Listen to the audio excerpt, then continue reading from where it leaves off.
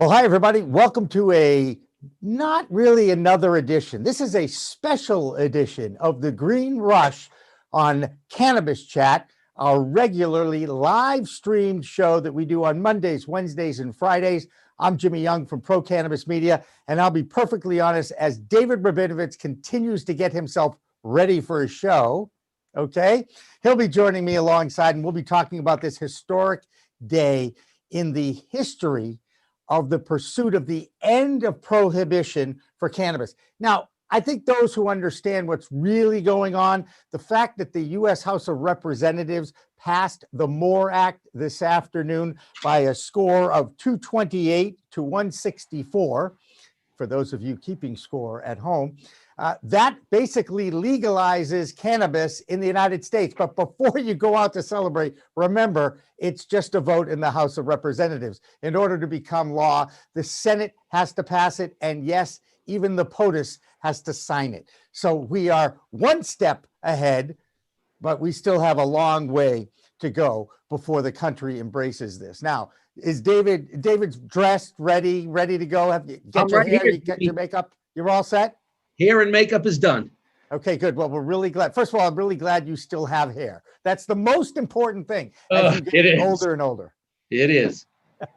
So, David, you know the news. The MORE Act has been passed. The United States House of Representatives, in a historic vote, not only votes to legalize cannabis federally, they did put a tax on it. They have that tax designated to help those who have been most impacted on the failed war on drugs. It also expunges records, but of course, none of this happens unless it gets past the Senate. And I got to ask the question, you don't expect that to happen, do you, Dave? Oh, Mitch McConnell has already said he thinks that it's a waste of time. He's chastised the Democrats for pursuing a useless bill that has no chance of going anywhere in the Senate. But maybe it's going to motivate a whole bunch of people to start calling friends, family, and whoever they know down in Georgia to get out the vote on January 5th, because that's a very interesting race that's going down. And if the Democrats take Georgia, the MORE Act will pass. That's right, because then that will give them a majority in the Senate, correct? Or Yeah. is it for, yes? That'll get them to, I don't know the exact number. 49. No, I think that'll get them to 50, and then the vice president would break a tie. There you go. And actually, the president-elect is Kamala Harris, and it was her bill. She was one of the co-sponsors on the MORE Act. Right? So we've got somebody who is who is more pro-cannabis than the president, who will be the deciding factor on that vote if it comes down to a tie. It's going to be really, and needless to say, the fact, again, David, I still pinch myself almost every day saying to myself, I cannot believe it's 2020. We're live on the internet. Our chat room is open. I think we already got somebody from Alaska checking in, which is always kind of fun whenever you're on the internet, because we've heard from South Africa, we've heard from Australia, we've heard from people all over the world watching this live stream, because we're actually talking about legalizing cannabis in the United States in 2020. Yes, this was a big step, but no, we recognize that there's still a long way to go. But I got to tell you, David, even though I'm kind of late to the cannabis advocacy party from the political side of things and the movement, there's so many people in NORML and the Marijuana Policy Project, the MPP, the NCIA, the lobbyists in Washington, D.C. There have been so many people that have been in the trenches fighting to just get to this moment in history. Yes. And there's a sense of accomplishment for 20 years. Steve D'Angelo has been fighting for legalization of cannabis since the 70s. Right. So, there is, and by the way, I don't know what this means, but I've been hearing from people from all over the country. Hey, Jimmy, weed is legal. Aren't you excited? And I go, it's not legal, and I'm excited just because. The fact that the MORE Act was going up for a vote today has driven marijuana stocks upward. Well, obviously, and this is the thing. It doesn't mean anything. This is really, all today is symbolic. Symbolic, but it is a symbol. And that's what I want. That's why I really wanted to make sure everybody understands. It's still a positive symbol. And now at least it you know what it does, David? It it means mainstream news stations will be talking about the legalization of cannabis. That's, to me, worth the vote. And I'm going to guess that's what they talked about. It's worth getting it back into the conversation amongst everybody in this country. Because look, the Gallup poll that came out, 68% of Americans favor legalization. Okay. I believe it's something like there are 36 states that now have a medicinal marijuana policy and 15 that are adult use sales and recreational use. So there's been so much of a movement, and like I said, more and more people that have worked so hard on getting to this day should be congratulated. The fact that I know some of these people who've been in the trenches and have fought for this for as long, for 20 years, 30 years, 40 years, D'Angelo even longer. It really, they should be proud that we're now talking about it. What I'm amazed is that it's right in the middle of the divide in this country, the political divide between Republicans and the Democrats. Now, I believe there were 5 Democrats that voted against it, or is it, no, wait, let me rephrase that. I believe it was 6 Republicans voted for it, 5 Democrats voted against it. So I have the list here if you're interested. No, I think, nope. I'm not, well, I mean, I don't care who they are, to be honest with you. No disrespect. I don't care as much about the names as I do the states. I thought that was very interesting. Go ahead. Tell me about the states. Go ahead. So Democrats that were against, 2 from Illinois. Illinois, they have legalized it, right? People from Illinois, wake up. Maybe it's time for a recall petition. There's 1 from Texas. I can understand that. 1 from Pennsylvania. The lieutenant governor of Pennsylvania has got to be one of the strongest advocates for legalization, traveling around the state and pushing it hard. So at least they really know who one of their enemies are in this fight. New Hampshire, but we know how, we're from New England, so we know how New Hampshire is in this, and Minnesota. But the striking one was Illinois. Illinois has already legalized it. You know that the people of your state have legalized it, and you're still voting against the people's will. I don't get it, other than they may actually be in the camp that thinks that this act, this law, this bill, this act doesn't go far enough. There are plenty of cannabis advocates out there who didn't like the MORE Act because they didn't think it went far enough to legalize. But well, I'll tell you who one of those is. One of those is Rep. Matt Gaetz from Florida, who said, I don't like the bill. I don't recall reading why he didn't like it, but he said, but I'm voting for it anyway. It's not what I want to see, but it needs to be done. And I think back to that kind of an attitude, especially. And again, one of the things that is also being talked about is the fact that this really isn't cannabis may be a plant. It may be scheduled as a drug still in the United States, even though the House votes now saying it isn't, but it doesn't matter. This is more of a racial issue more than anything else. The people that have been most impacted by the war on drugs, the people that have been targeted by law enforcement over 20, 30, 40 years, just because of the color of their skin, whether they be black or brown, and they've been the targets. They're the ones that are filling up our privately run jails, and they only because they were packing a few joints, certainly under an ounce, for their own personal use. And it's crazy now that there were still over 500,000 possession arrests for cannabis in the United States last year alone, about 40,000 more than violent crime arrests in this country. So we still have a long way to go, David. Yes, but today was a symbolic, great step. Indeed it was. One of the interesting comments that is coming out about this, let's see, and again, there's still a lot of ignorance in our government amongst our representatives, because if I keep hearing about what about the children, and it's an entry level, it's an entryway, gateway drug, right?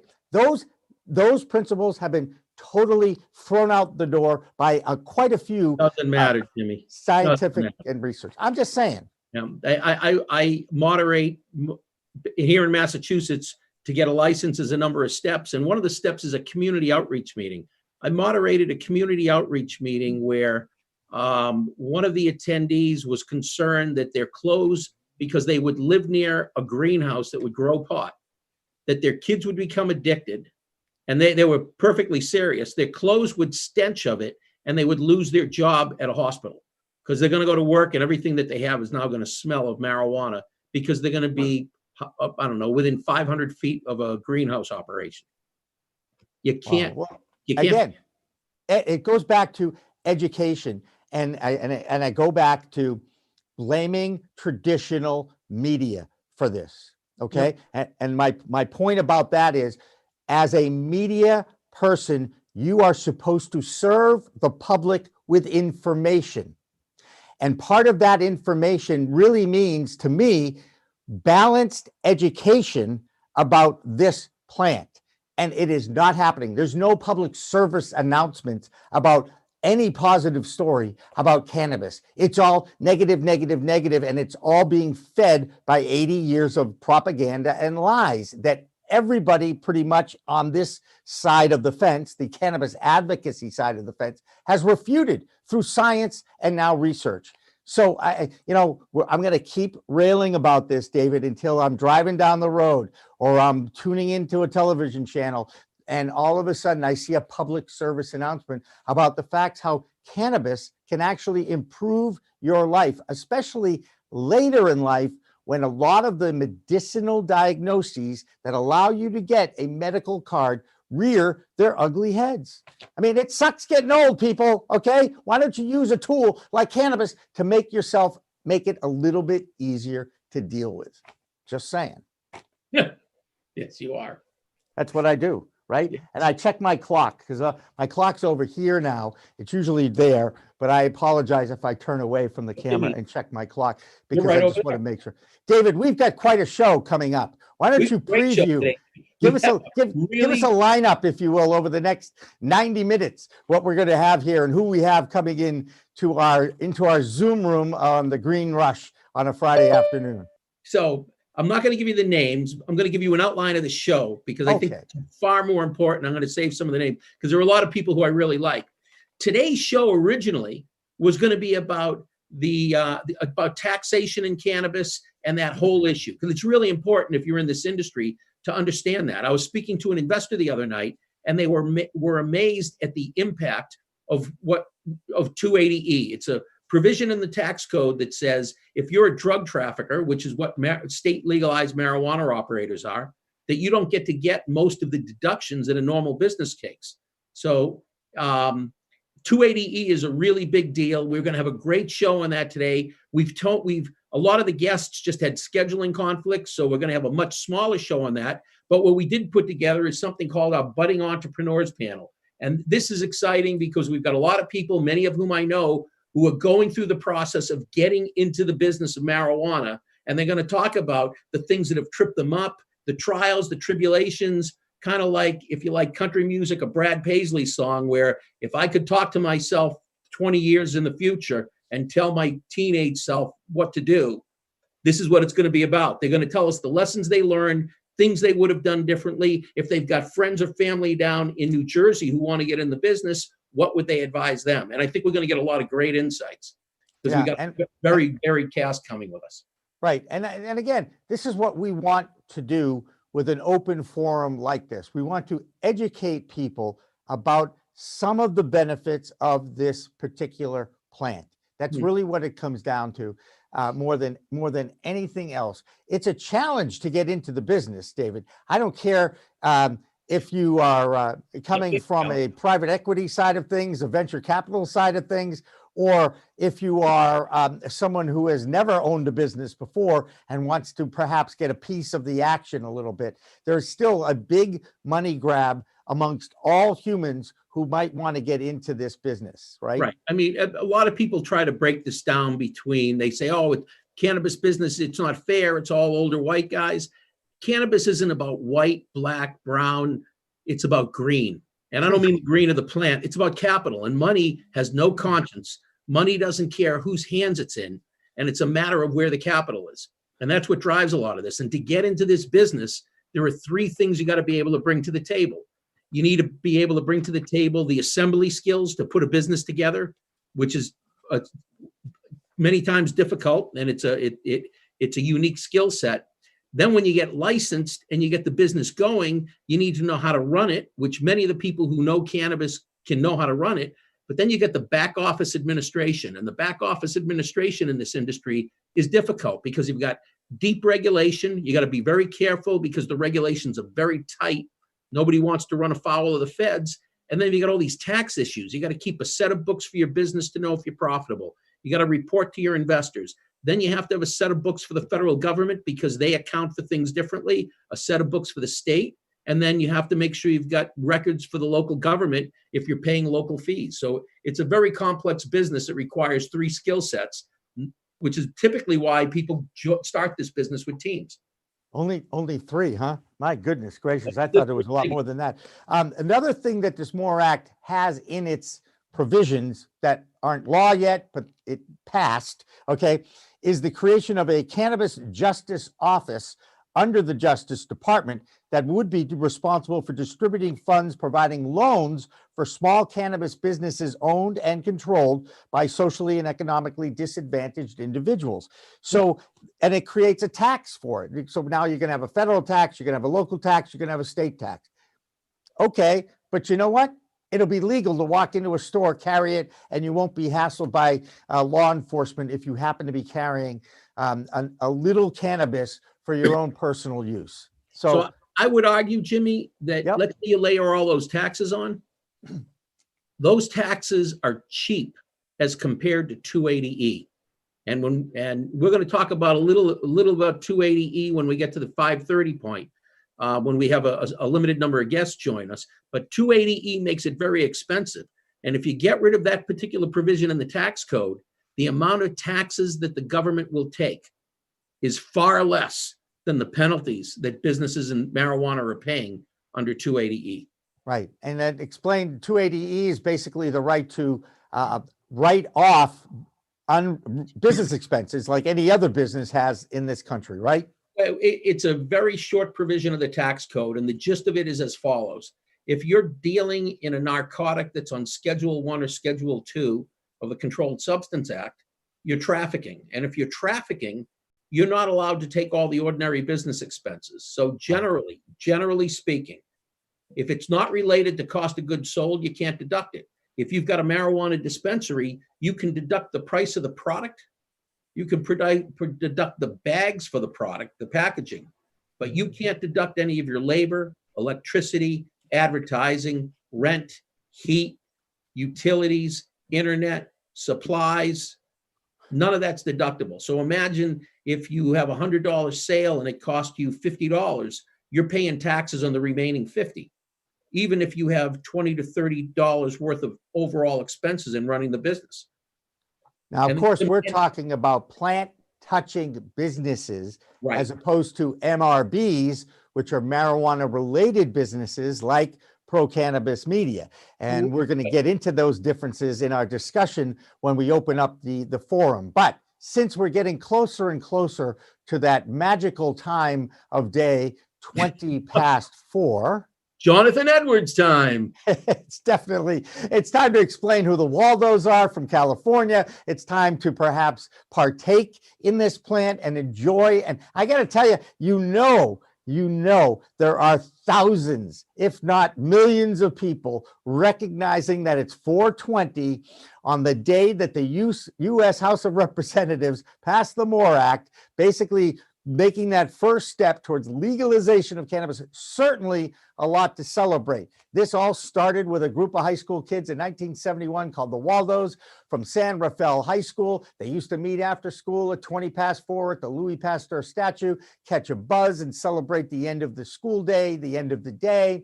And of course, then law enforcement picked up on the fact that there was public consumption of cannabis going on, and they used that 420 code for those calls. There's 420 going on at the corner of Main and Green Street.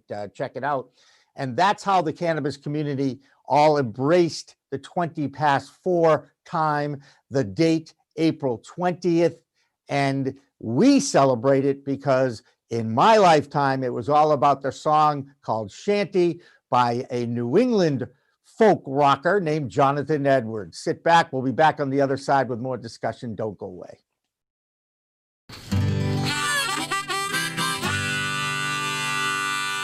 Yeah, this is a tune that I wrote back in 19... I've forgotten.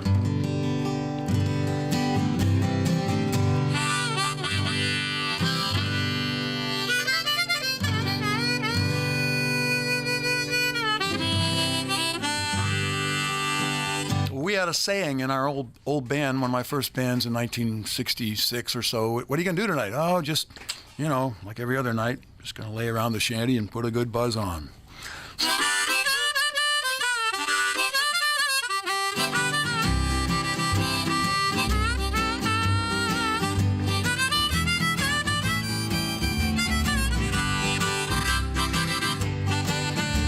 Gonna sit down in the kitchen, fix me something good to eat.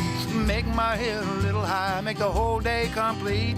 Gonna lay around the shanty, oh mama, and put a good buzz on. Pass it to me, baby, pass it to me slow. We'll take time out to smile a little before you let her go. We're gonna lay around the shanty, oh mama, and put a good buzz on.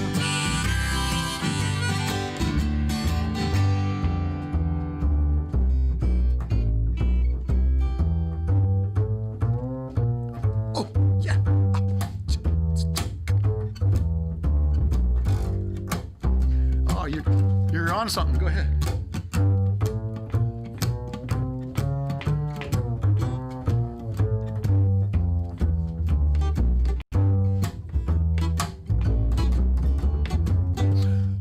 Rick Brodsky, everybody.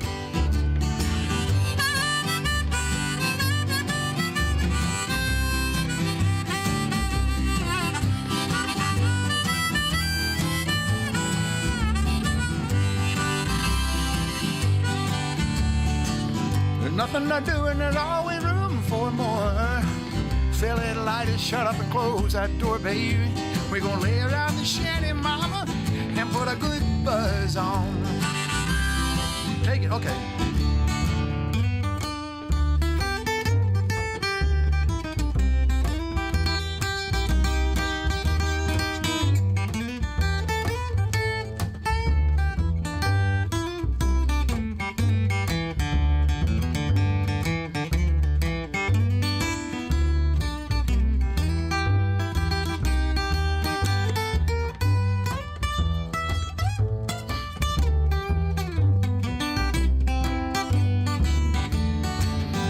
Prohibition never works, it's time to realize it. It grows in my backyard, it's time to legalize it. We're gonna lay around the shanty, mama, and put a good buzz on.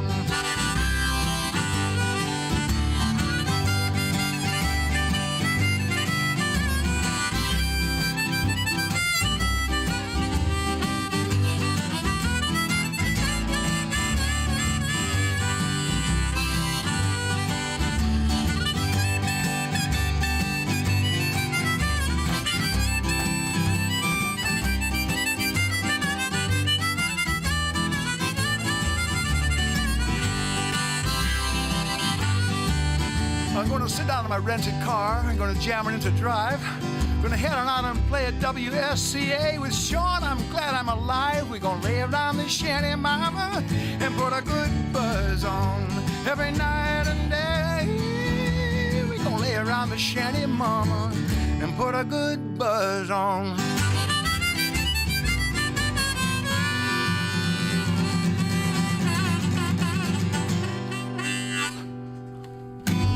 Nice. It's Friday. Take your Zoom call podcasts or webinars to a whole new level. Nurse Mark and the Green Nurse Podcast. We are here. That's right. PCM can animate your logo, add eye-catching full-screen graphics, and lower third identifying motion graphics. Look like the network. Act like the network.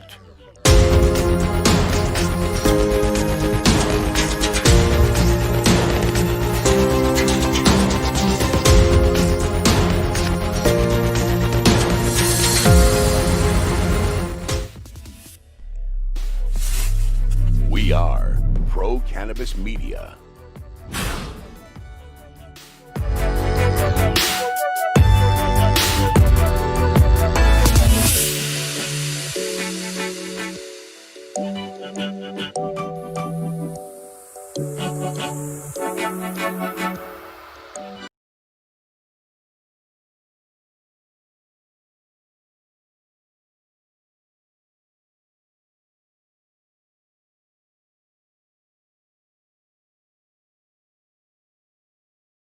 Meeting room. All right. Well, we're back on Cannabis Chat for Friday afternoon. Hi, everybody. I'm Jimmy Young from Pro Cannabis Media. This is an amazing production that we're doing, and I understand we are having a few audio lag issues. We apologize for that. I have a feeling it has something to do with the fact that we incorporate Zoom in with our Twitch operation system. Trust me, guys, it's all technical.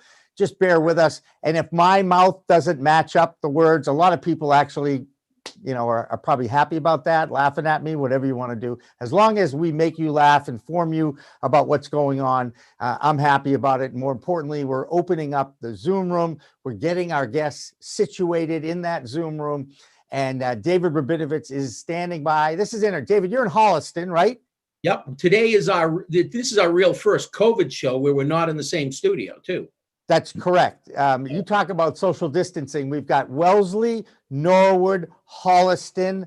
Where are you guys from? David, why don't you introduce the people who are joining us in the room? Go ahead. So we have Leon from Teddy's Veggies, and he's going to tell us about his company. Jen Gaskin, who I know very well. She's on the board of directors of MASSCAN with me, and I'm very grateful to her for stepping up and doing that. I've known her for quite a while. And Don Rodriguez, who is a fully disabled combat veteran, getting into the Massachusetts marijuana scene with a home delivery business, thcdepotusa.com. And then in the background, we've got a couple of dogs. So you just this is the other thing about COVID is everybody's got their kids running around, their dogs in the background. You know what? This is what it's about. But before we go, I've got to ask Jennifer, first of all. I want to make sure that her audio is on so she can hear us. Works. There you go. Are you any relation to Ed Gaskin? I'm not. So Gaskin's my married name, but most of my husband's family is in Trinidad. Oh, wow. Trinidad. Okay. I like that. Well, welcome to the Cannabis Chat Room with David Rabinovitz and myself, Jimmy Young. Thank you so much. I know you're in Boston because I can see Boston. I think I can see Boston. No, that's New York. That's New York? Are you in New York? Or is that a virtual background? Of course. All right. David, take it away. You have the floor. You've got this group. Let's ask some fun questions about what everybody's business is and tell us your cannabis story on a very historic day in the fight for legalization in the United States. So we're going to start with Jen. Ladies first. All right. So really, I started working in the cannabis space about 2 years ago. And David's right. He's probably one of the first people that I met in the cannabis space. We met actually at an Elevate event. But anyways, go ahead. No, do you remember where? I remember it was in Roxbury. That's it. That's right. See, I got a decent memory. Even though I smoked the wacky tobacco, I still have it. But anyways, so actually it was my son Lewis, who's now 26, who talked me into starting a cultivation business with him. Our business is called Empress and Bandit. Empress is an ode to myself, and the Bandit is a dedication to my husband. And so this is my son and my business. My son is a very seasoned grower.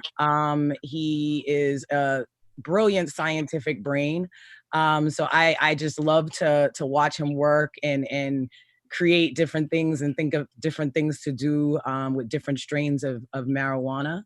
And so we're all about, just being authentic, bringing to the market quality cannabis, and that's really what it's all about.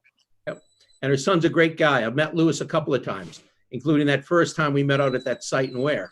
Yep, and I always tell the story about you climbing through the window. Yep. Wait, you're not getting away with that. I'd like to hear that story. Okay, wait, you can't do that, Thomas.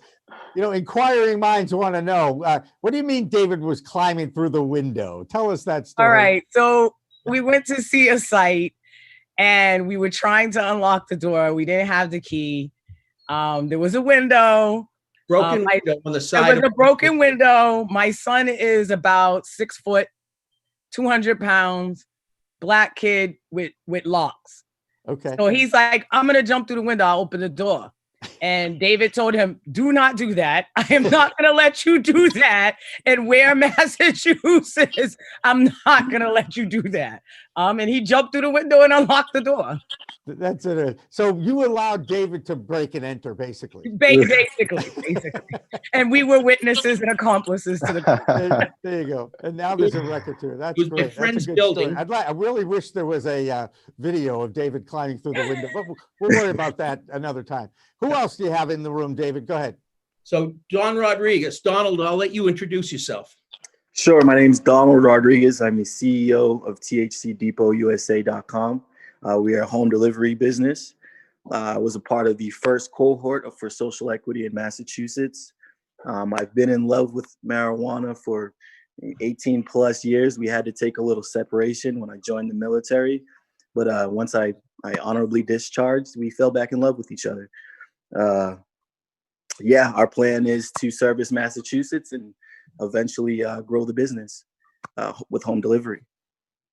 Can I just quickly ask you, as a veteran, and so Sure. you know that part of the MORE Act and other things that are going on in Washington, D.C., they're trying to avoid allowing, well, there's drug testing in the military. You said you took a break, correct? Yeah, correct. They're trying to keep that clause in, and I wonder how you feel about that. If they really do make this a legal product, should members of the military still be tested for cannabis? No, I think like with any substance, you don't drink before you go to work. But if you want to have a beer after, there's nothing wrong with that. We ship people across seas I've had soldiers who are 18 years old who couldn't grab a beer. Right, which is So, another story. Which is a whole nother story. Right. Right. I grew up in an era when it was 18, and then Mothers Against Drunk Driving came in, and Lord knows they did a great job of making everyone aware of the dangers of driving under the influence of alcohol, but it's a completely different substance. And That that's was Vietnam War that drove it back down to 18. That was the argument. We're old enough to go off and die in a foreign country. We should be old enough to drink on our own land. That's right. And Yeah. I'd actually like to see a full education program enlightening a lot of people about that fact, because I agree that if you can go in the Army and represent the United States and you can vote, seems to me you should be able to have a beer or a drink or a glass of wine and also a puff. I'm sorry, that's how I feel. I live in Massachusetts anyway. All right, who else you got there, David? Leon, you're up, man. Yeah, I'm Leon Porcher. I'm CEO for Teddy's Veggies Farm. We're looking to license a cannabis integrated business here in Massachusetts. Our model is really built around connoisseur style cultivation. We want to bring that to market, and again, within an integrated business model, including home delivery, direct to consumer. Cool. Well, one of the first things I'd like to get from everybody in the forum is reaction to today's symbolic, historic vote in the U.S. House of Representatives, basically taking the first step towards legalization, even though we all know the next two steps are probably going to be missteps. Let's just say the Senate and the POTUS, or at least the current POTUS. What's your reaction to where we're at? This is still a pretty impressive day for a lot of people who fought for this day for dozens, if not decades of years. Let's go with Donald first. Go ahead. Sorry, Jimmy, what was the question? I couldn't hear you. What's your reaction to the symbolic vote in the House of Representatives today, legalizing cannabis? It's great. It was bound to happen. We want to be in a position to where we could take advantage of that. I'm glad that we could take that off of the schedule and hopefully start getting people out of jail who've been incarcerated for non-violent crimes, and mostly, with the war on drugs. And we know how that affected families. We know how that affected Massachusetts residents and residents, in the U.S. in general, specifically Black and brown people. It's a historic day, and I'm super excited about it. All right, go ahead, Leon. Yeah, it is an exciting time. I would say it's a time for social equity warriors to strap up and get ready. If federal legalization is coming, then big money's coming, and they're not focused on the little guy or social equity at all. So if you know how these rules and regs are written out, it's time to start preparing and securing, make sure that the spirit of the law that we have here in Massachusetts and around the state and other markets, but specifically here in Massachusetts, what we intend social equity to be and what we want the industry to look like. We're going to have to hold on tight to make sure that comes to fruition. And lastly, Jennifer, what's your reaction? So David talked me down about 30 minutes ago because I was fired up, but No, but okay. no, I think it's great in the sense that we've passed that hurdle, that we've been able to get a law passed, at least symbolically, to deschedule. And I think it's very important that we distinguish between descheduling and legalization. I 100% support descheduling. I do not support federal legalization. Why is that? Why is that? Because I work in the pharmaceutical industry, and you do not want the FDA regulating cannabis.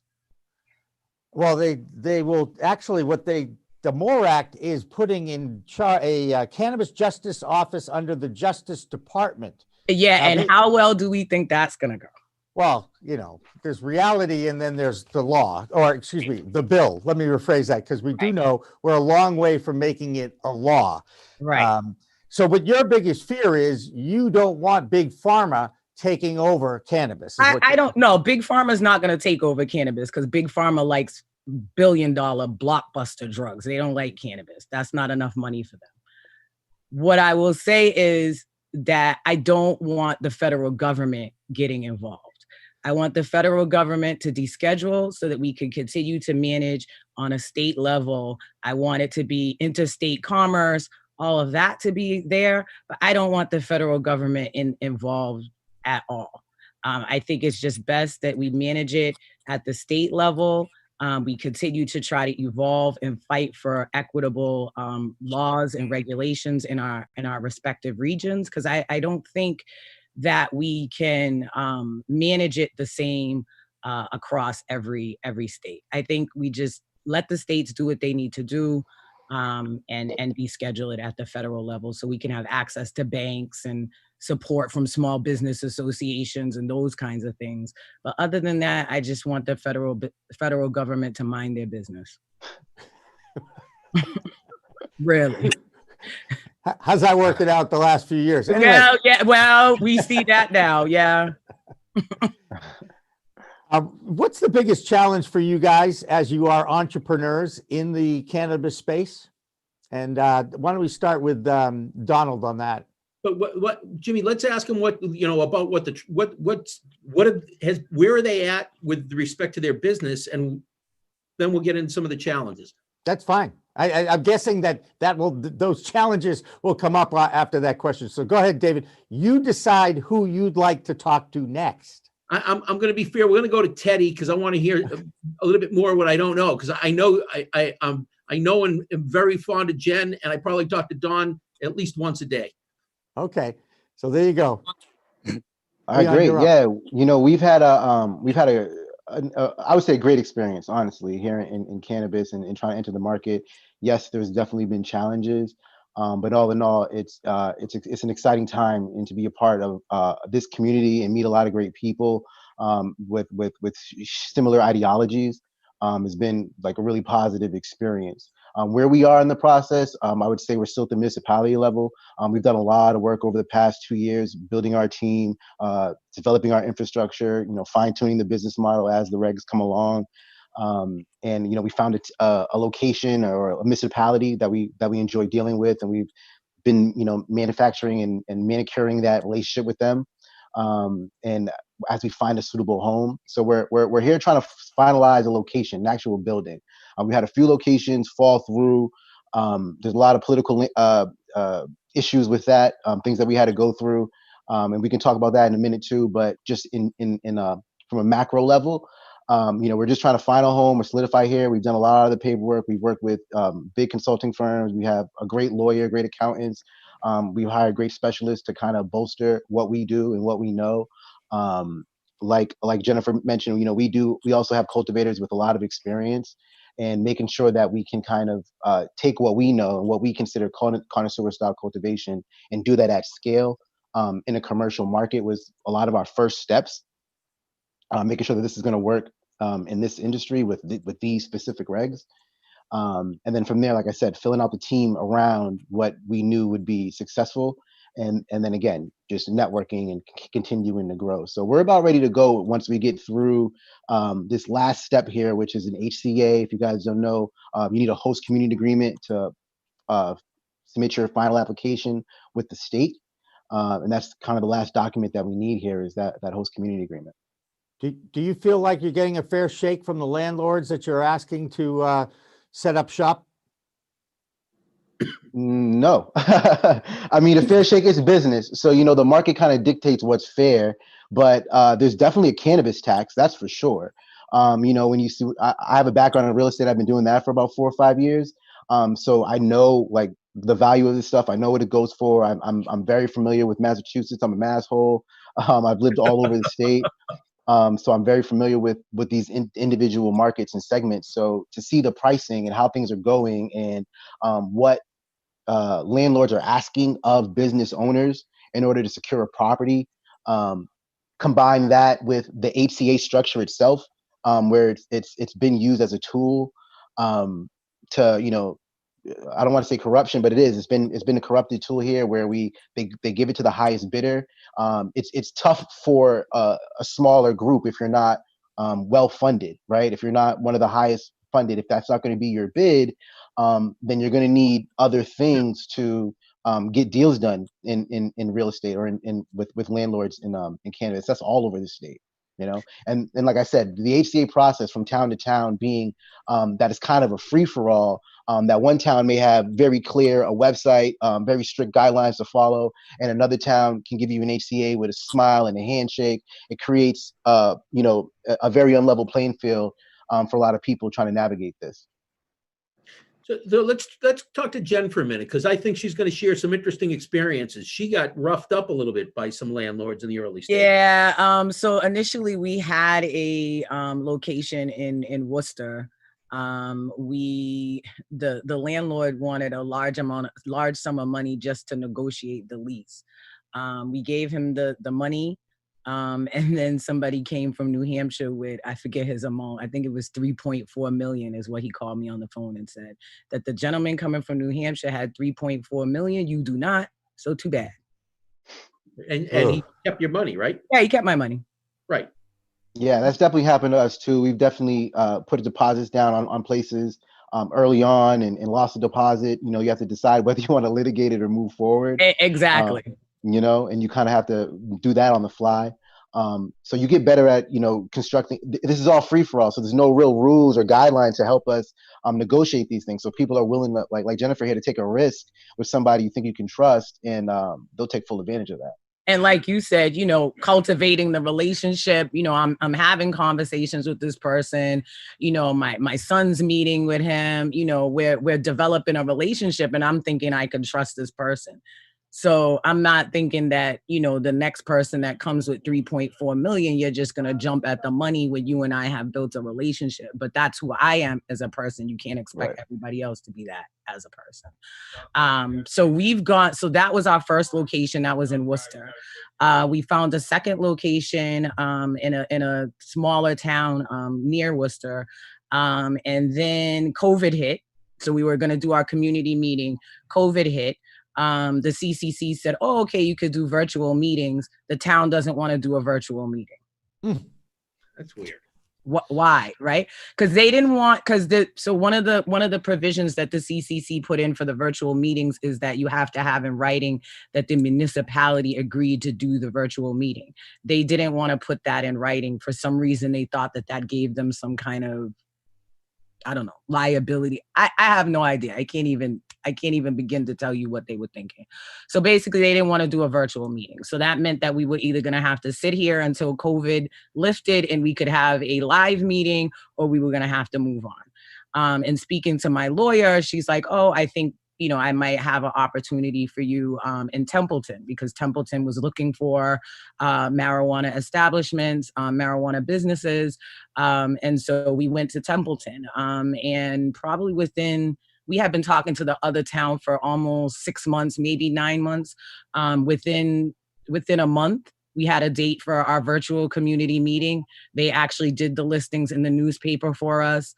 They ran the community meeting. It was on their Zoom, and have been very communicative and cooperative. Like you were mentioning, different municipalities, you get different flavor.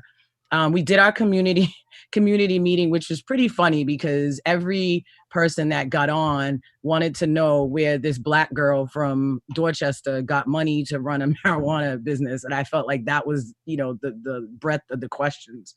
And we went through that. And that was fine, and the town is fine. So right now we're just in the midst of negotiating our HCA. There's another cultivator that's going on the same property, so we're trying to negotiate our HCAs together so that we could get a better deal. So we're doing that process, but it's definitely each municipality, how they handle it, how they work with you is completely different. And I, over this past 2 years, every time my son calls me, I'm like, don't ask me for money. I'm bleeding money. Like literally every time I pick up the phone and somebody's talking to me about Empress and Bandit Greenery, it usually ends with me writing a check. So if we're talking about the biggest challenge is capital. It's right. Capital. So Jen, how would you, it's that simple. We've got people who watch the show who are not from Massachusetts. So describe Worcester and describe Templeton. What are the differences between the communities? Oh God, yeah. So and I want to touch on that about the marijuana tax or the cannabis tax, because the prices that they're charging for spaces. I mean, it literally could be a shack, and they're like, oh, $10,000 a month because it's cannabis. What? But anyways, so Worcester is the second largest city in New England behind Boston. It's very urban, very populated, obviously. And really, you're only going to be able to do an indoor grow in a warehouse in Worcester, because they're not going to give you license for anything else. And Worcester, big city in central Massachusetts, like you said, second largest, soon to be the new home of the Red Sox farm team, right? Yep. It's the home. It's actually the home of the CCC as well. That's right. So, and actually, Worcester has the most applications for marijuana establishments in the state. Yeah. So, what's Templeton like? Templeton is the only reason I know that Templeton exists is because my husband works for the state and he goes there to plow. Aha. That's the only reason I knew what it was. Where is it? It's in Western Mass, somewhere off of the Pike, I think. Well, Pike is up in the northern part of the state. I think it's up in the northern part. I don't think you could get to it off the Pike. But yeah, it's rural. But you know what? A lot of people in our industry are going towards that part of the state. It's rural. It's perfect for cultivation because it's agricultural land. And there's space, and there's just a ton of opportunities, and the towns are, excited to have us because they want the revenue, they want the business, they want the jobs. That's the key. Yeah. So the western part of the state welcomes us with open arms because they see it as an opportunity. Right. On the, the other side of the 128 belt, out to central Mass, it's all about taking your money. No, this is one of the biggest challenges, I think, for anybody who wants to get into this business, especially those like you guys. I mean, I'm really upset. And David, you and I have talked about this. And David, don't step away from your microphone. Step into your microphone on that, will you please? The injustices that continue to rear their ugly head to get to help. There's no help for people that want to start a business in cannabis, right? There just isn't. There's nobody out there with a fund saying, I want to fund you guys. I want to give you guys an opportunity to build a business, even though I think deep down everyone does want to help. But when it comes down to that almighty dollar, that help kind of goes out the window, doesn't it? You're right on the capital side, but on in other areas, right? Leon, you're social equity applicant, right? Correct. Yep. So we've got that's how Donald and I met, was in the social equity training program. So, I mean, the state, Massachusetts has done a good job in some of the support services. There's, unfortunately, because of the disconnect between the state structure and the local structure, and there's a big disconnect there, Leon is stuck trying to get a host community agreement. And until he can get through that local process, he can't get to the state. And the local process, Jimmy, as you know, from what we talked about a year ago, is controlled by the landlords, but not as tight now that COVID has come, because it's no longer a case of there's limited space. There's a lot more spaces that are available now, and the tables have turned a little bit. I think Donald's finding some of that because he's out hunting for space. Donald, tell us what's going on with what your hunting space in the host community agreement. Right. My experiences have been a little bit different. I'm a frugal person by nature. So most of the real estate deals that I was trying to set up or establish I haven't given up much capital. We found a location that we kind of had to have. So I did part ways with a small bit of capital, but that's because we had to have the location. We have had experiences where other individuals or landlords wanted a piece of our company in order to house us there. We have ran into that, but that was just quickly denied.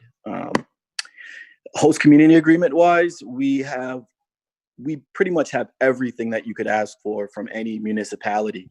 We put together a really comprehensive book, and we sent it to a town manager who actually requested it and hasn't opened it yet. And it's been about 3 weeks. And I don't know if he knows, but I can actually see that he hasn't downloaded it yet. I call now and I usually get his voicemail with no return. But in this industry, it's all about persistence. You have to realize you're living the dream and you have to be persistent. I wouldn't have met David. I wouldn't have been on this panel. I wouldn't have had the great team that I have. I wouldn't have had the investors I had. I wouldn't have had the locations I've had if I didn't pick up the phone and just simply call people or talk to people I did not know before and be persistent.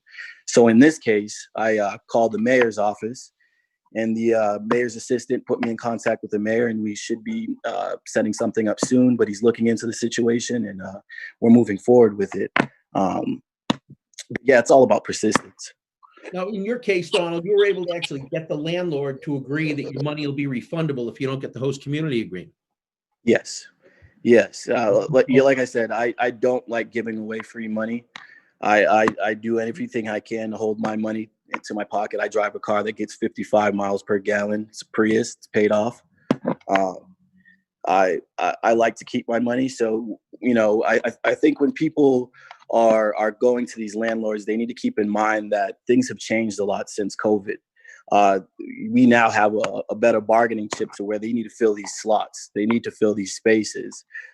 The old adage is, or the belief was, there's that cannabis tax. And I'm sure it does exist with some people still. But if you do your due diligence and your homework and you call these landlords, you will find some that are willing to work with you just because, A, they want to be in the cannabis business themselves in any kind of, sense that they can, or they just simply want to fill that space, that voided space. And not many new businesses are opening up right now. No, and even the businesses that are open in different industries are learning to adapt to remote operations. And we're doing that here even today because we can't be in the same room, or we decided not to all be in the same, under the same roof, which I think is, again, this is the most challenging time in the most challenging business, in the most challenging historic moment that any of us have really experienced before. And I give all of you credit for still having the drive and the passion. And that is the one thing about people in this industry that is common. It is the passion for the cause. And I salute all of you for keeping that going, because if you don't have the passion, it's almost not worth it. You have to believe in what you want to do and then go after it, kind of like what Donald's been saying. So I give you all credit for that. We do have to say goodbye to this panel. Love the fact that you guys took the time on a Friday afternoon to join us. And we are here every Friday. And more importantly, if in your journeys, if you ever need help in talking about something that may have come up that you don't like and you want an audience, or you want an opportunity just to give your opinion and let it all hang out, you're all welcome here on the Green Rush with David and myself. Thank you for your time. Thank you. Quick, All right, guys. quick. I thought we were just getting going. Yeah, well, David, you love to fill up the room with all your friends. We've got another room we got to fill up in the next half hour, but we're going to take a break. We're going to fill that room up. Please stay tuned. There's more of the Green Rush after this. Hi, I'm Jimmy Young, the founder of Pro Cannabis Media. And as a sportscaster on TV and radio for 25 years, people always thought I was an expert on sports. They used to come up to me at bars and go, "Hey, sports guy, are the Bruins going to win the Stanley Cup or what?" I didn't know then, and I don't know now. Just because I reported on sports and talked intelligently about my love for sports, I was not an expert. I was a talk show host, an anchor, a reporter. Sure enough, the same is true in the cannabis industry. Now, even though it's been around for thousands of years, research is just beginning. The difference, of course, is that there are no real experts in the cannabis space. However, we all believe that we're experts in our own field. For instance, we at Pro Cannabis Media have 75 years of combined experience in commercial media, buying, production, and strategic market planning. Now, we want to help you control your message. After all, you're probably considered an expert in your field, whether that's lighting or containers, law, interior design, or even security systems. We already have an expert in the insurance business for MRBs, that's marijuana-related businesses. Bill Perrier from Charles River Insurance is our expert. He's a member of our PCM Gold Club of experts, and he explains that one of the largest insurers in the world is now writing insurance for cannabis farmers. Lloyd's of London, 325 years old, the standard bearer in the market, has a company called Chesterfield Brokers that have launched this parametric insurance for crops. Insurance is all about timing, and it's a shame we couldn't have got these programs up for the farmers and the other cannabis growers who've been really affected by those West Coast fires. We also have an accountant for the cannabis space. He's a CPA, Rick LaNeve of Accounting Buds, and we rely on both of them for their expertise, and we showcase their expertise in our news and talk shows. In fact, we'll put them inside our original content, and we can talk to them. It's kind of like product placement. So show off your knowledge inside our content as we position your expertise in your field. And you do that by joining our Cannabis Gold Club of experts. That's where you get a chance to show our audience your expertise in your field. This group of entrepreneurs will serve as a referral network in order to generate leads for your business and, of course, build your expertise because it'll be shared during our weekly news and talk shows. So if you want to take advantage of our following and the original content we produce on a weekly basis, contact me, Jimmy Young, or our sales team today. Thanks for watching. Thanks for listening. We are Pro Cannabis Media.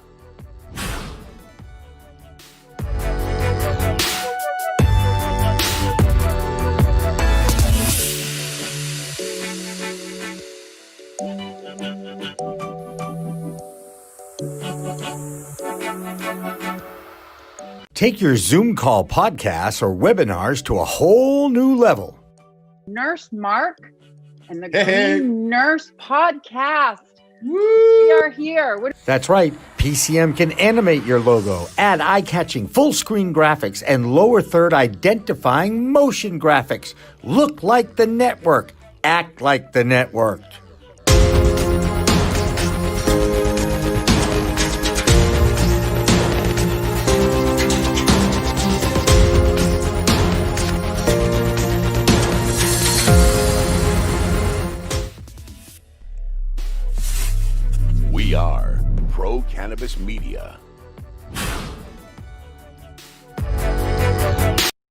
Alrighty then, welcome back to the second. This is the second hour. Man, that first hour went past really fast. This is Cannabis Chat.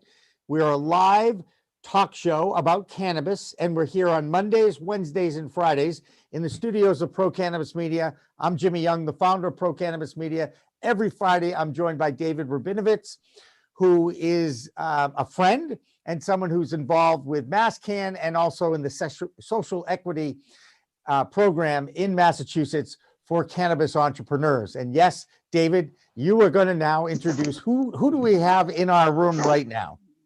So we've got Eddie and Eddie's partner, who I'm going to let them introduce themselves. That's probably the easier way to do this. So tell us a little bit about you, the business, what you're trying to do, that sort of thing.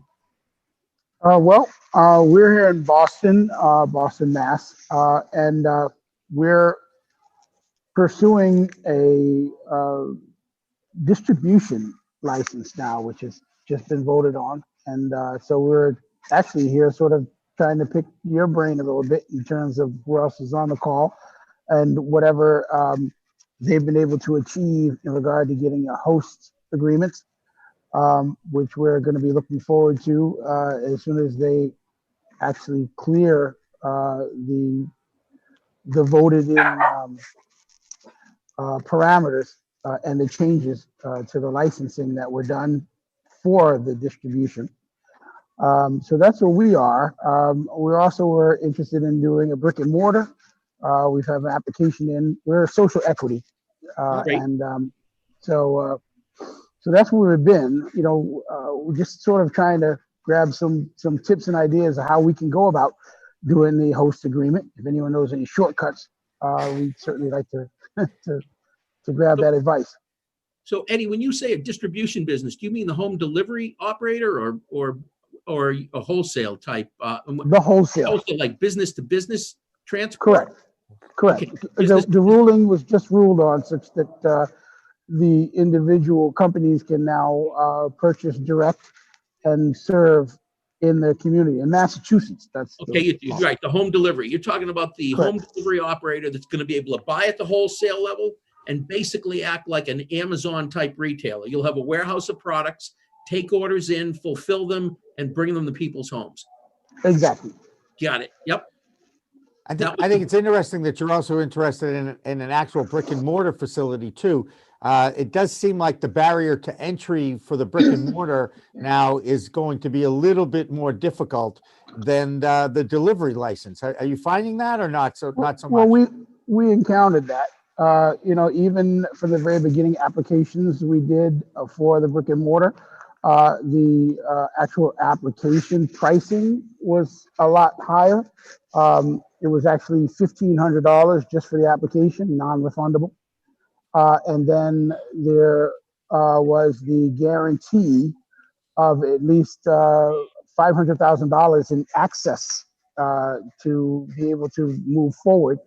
So we had to secure that with showing a bank statement that actually showed that we had access to that $500,000 worth of cash. Without that, you couldn't even get past that aspect of the application.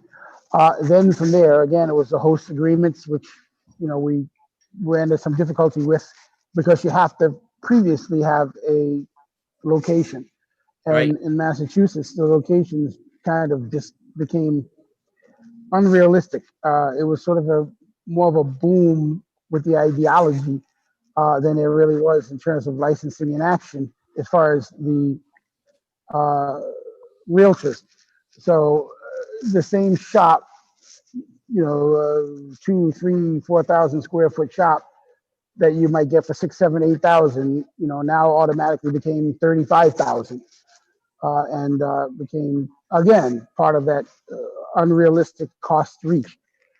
And so subsequently, we're sort of stuck in limbo and moving forward in that because we haven't been able to secure real estate to be able to do that based on the parameters that were asked for within the license. The new parameters are totally different. They are pretty much just looking for a secure location with a safe, and security systems as far as it's been written. And of course, if you have your vehicles, they want to have cameras. And, again, I haven't seen or read through what changes were accepted and weren't. Part of them would have 2 people per car. I think the request was to remove that to 1. And I don't know if they did that already. But that's still staying the same. That's the same, right? There we go. There's Pierre. That's the same, right? Hey, Pierre. Yes. I'm going to do a little bit of translation here for everybody. So Eddie is interested in a home delivery operator license, which in Massachusetts, on Monday, they just voted in the regulations that it's exclusively for social equity applicants for the first 3 years that allows them to perform home delivery. But they cut the license into 2 types. So one of them is kind of like Uber Eats. You go to a retail store, you pick up the order, you bring it to the consumer, and you get a courier fee for doing it. The other one looks a lot like Amazon. You can actually buy your product from wholesale sources, cultivators, product manufacturers. You store it in your facility. You take orders over your website or by phone, however they're going to come in. You pack the orders, put them into a vehicle with all sorts of regulatory hurdles you got to get through. Exactly. The vehicle goes out and delivers them to people's homes. And in order to get to the licensing portal, you have to have your deal worked out with the municipality. And other than Maynard and Westfield, most of the other municipalities want you to have a location in advance. So I think what Eddie's talking about is the challenges of landlords saying, oh, you need a letter of intent for me. Your cannabis, you need to start paying today. Am I getting it right, Eddie? Roughly. Yep. That's pretty head on. Great. So I guess what I was looking for here was to see if you had anyone else who had previously had experience in this, in terms of the host agreement and what they did, and if they had any ideas and shortcut into actually getting that. So that was sort of my area of interest for this call today. Great. We'll talk about some of that. Introduce your partner. Well, my partner's an oldie. I just want him to sort of get the experience of this, and he's Okay. a marketing guru here in New England, in Providence, Boston, and New Hampshire. He does multiple events, and so he's going to be a key factor in our marketing when we're up and running. And I wanted him to sort of get a feel for this. Cool. And Pierre's been a guest in the past. Pierre, welcome back in. Thanks for having me. I appreciate it. No problem. So tell us a little bit about what you're doing for those who are on today's show who may not remember you or know you as well as I do. Okay.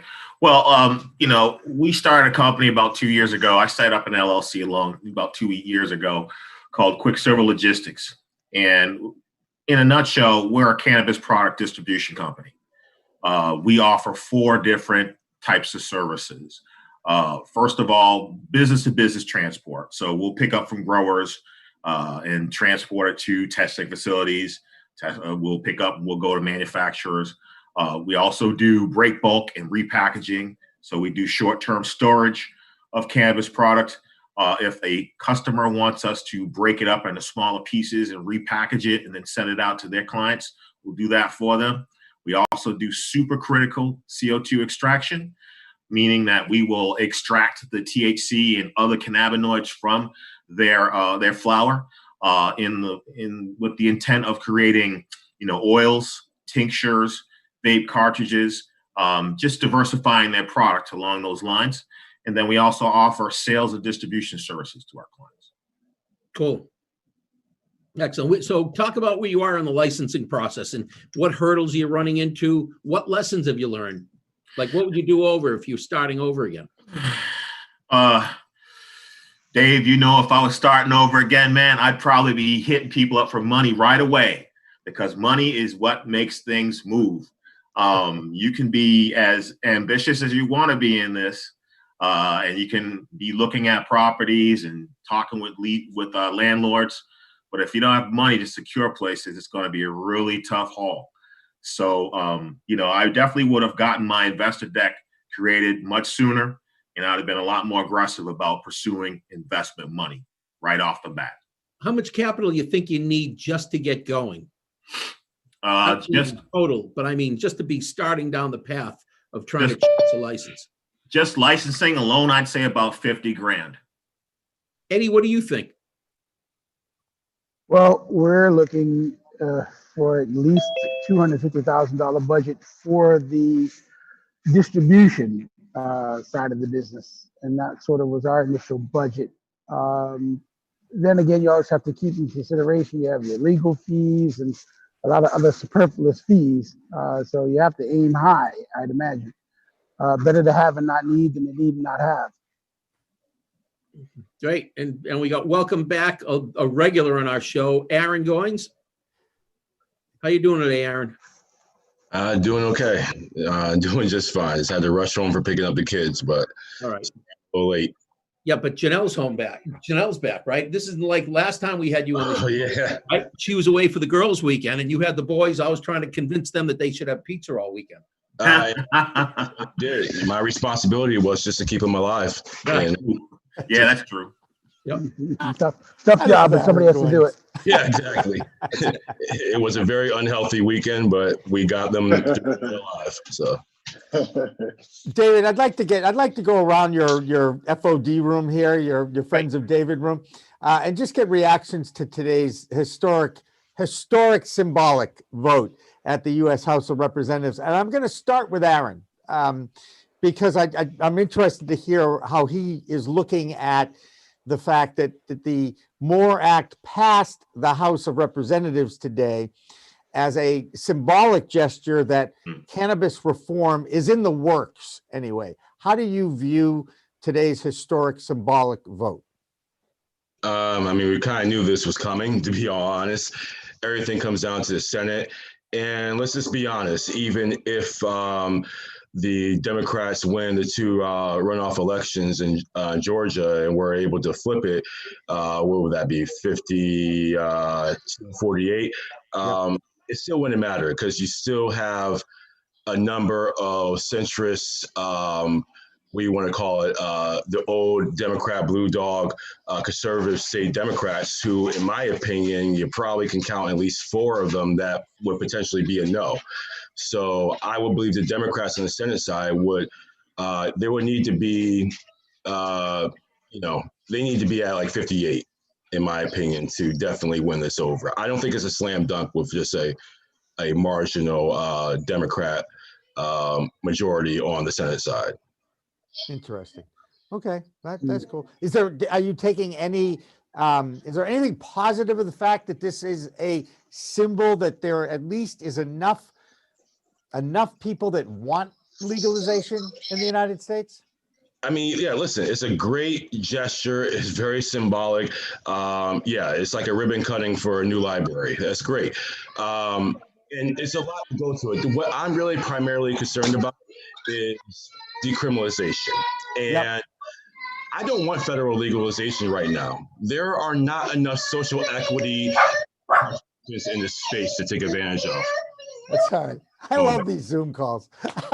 I just think it's great to hear the life that goes on in everybody's world when we're all sitting around the kitchen table or wherever we're sitting and listening to the children and the pets and a few other things.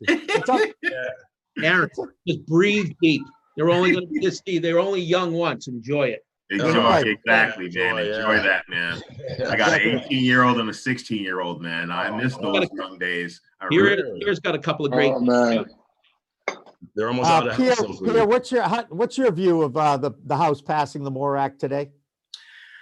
You know, when you guys say symbolic, I put quotes around that because, of course, it is symbolic. I mean, the representatives, the House of Representatives, we got a little bit of a majority there, and that's cool. And we kind of expected this, okay?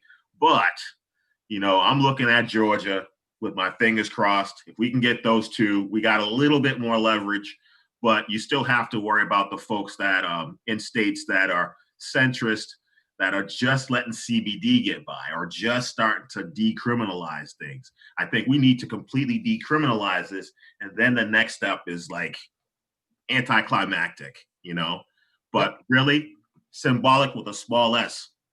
Okay. That's interesting. And Eddie, you want to talk? You want to comment on this too? I pretty much mimic what we said before.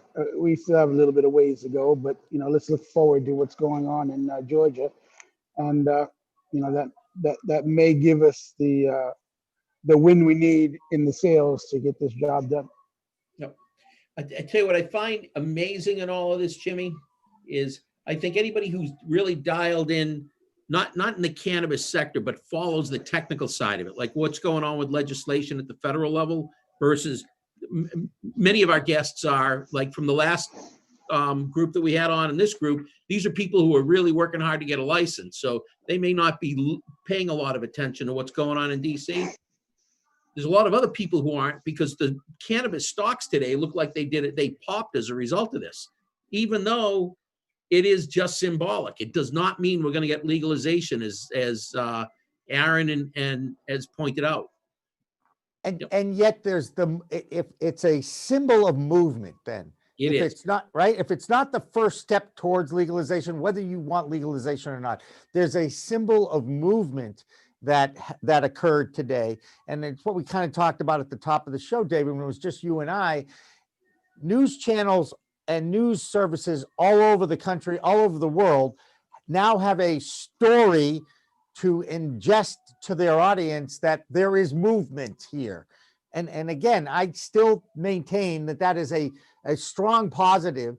And based on the reactions of the people, and I'm talking about the cannabis advocates, the normals, the lobbyists in Washington, D.C., the Marijuana Policy Project people, the people that have been fighting for this, not just for the last couple of years, guys, but for decades. And there is a sense of accomplishment that it is being talked about in the public. And even that is progress. From my perspective, looking at it that way, that we are talking about it, we're having a communication about it, and you guys are able to articulate the challenges in a legal state, by the way, of Massachusetts.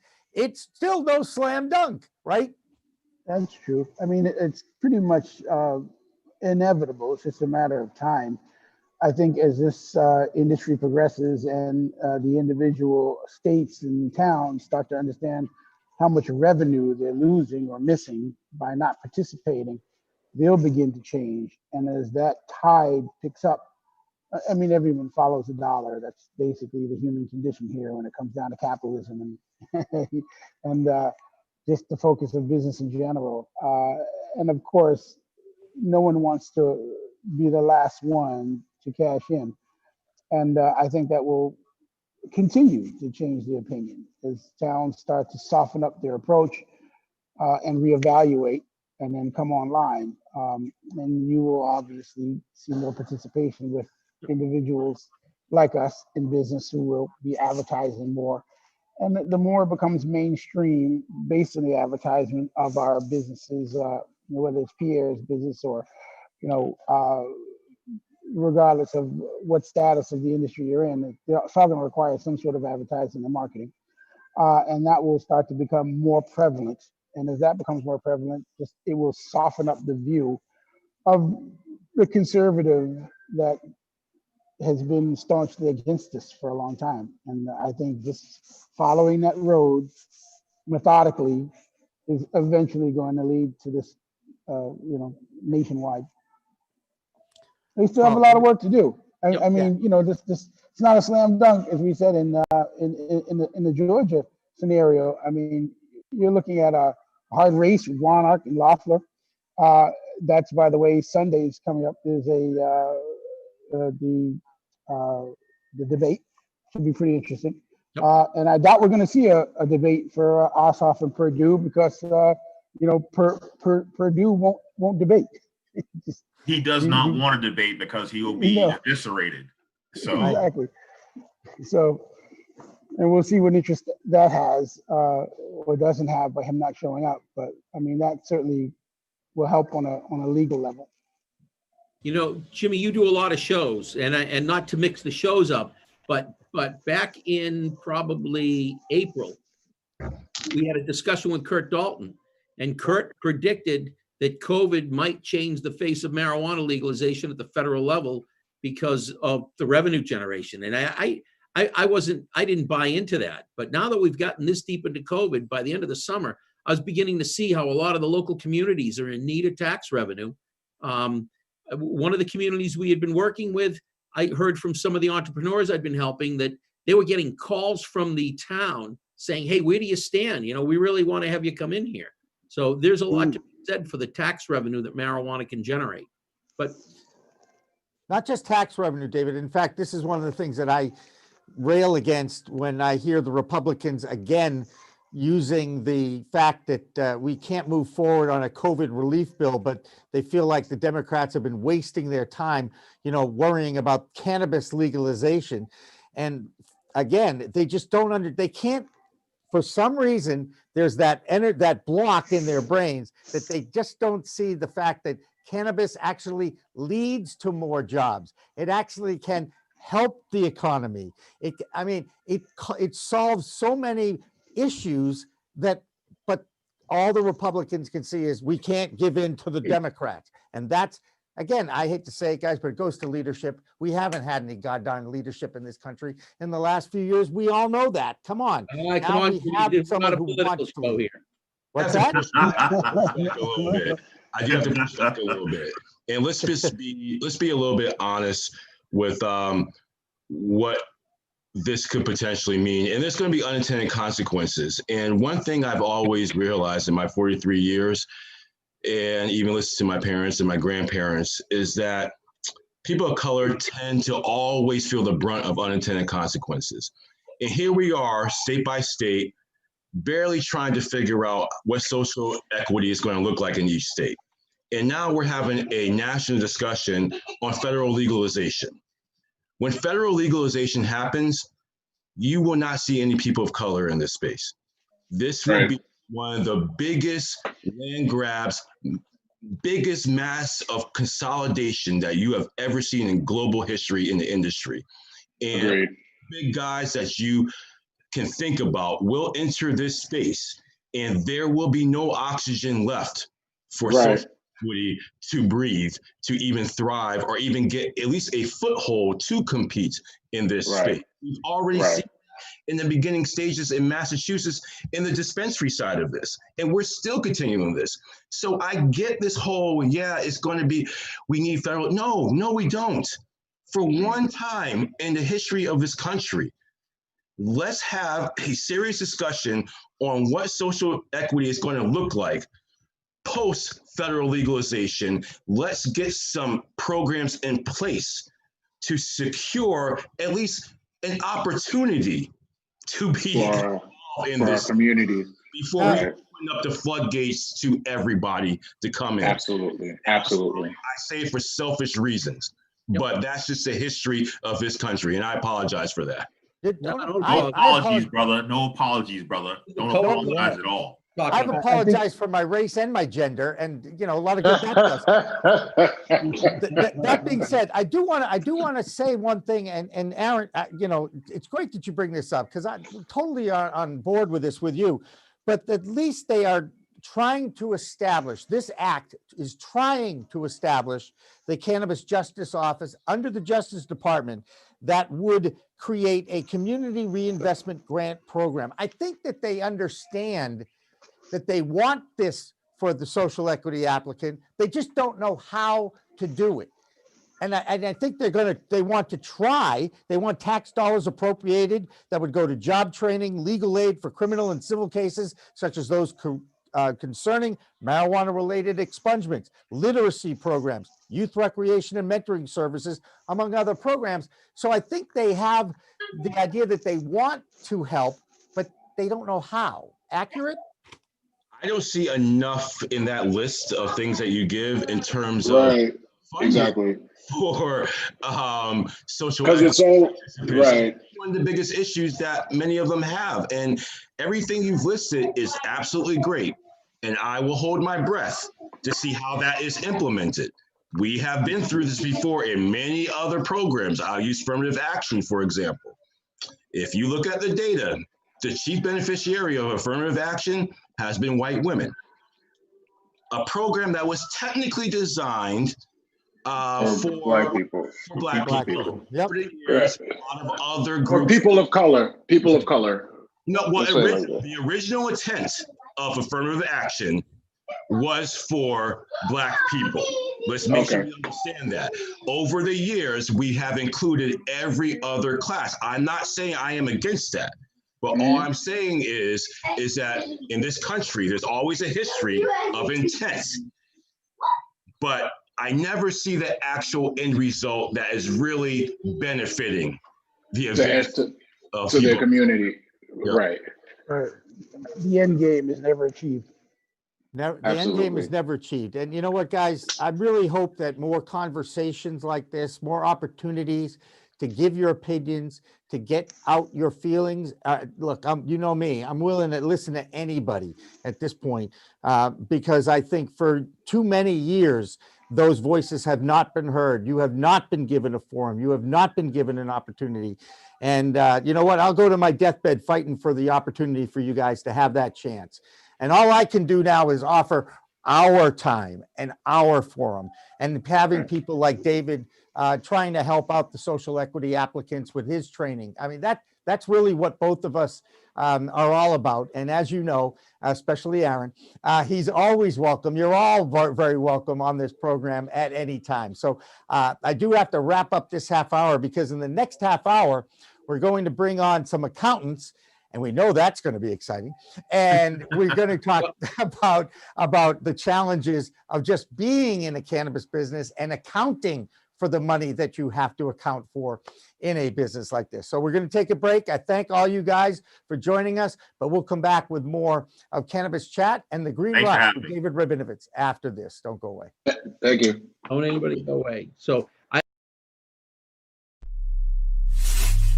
We are Pro Cannabis Media.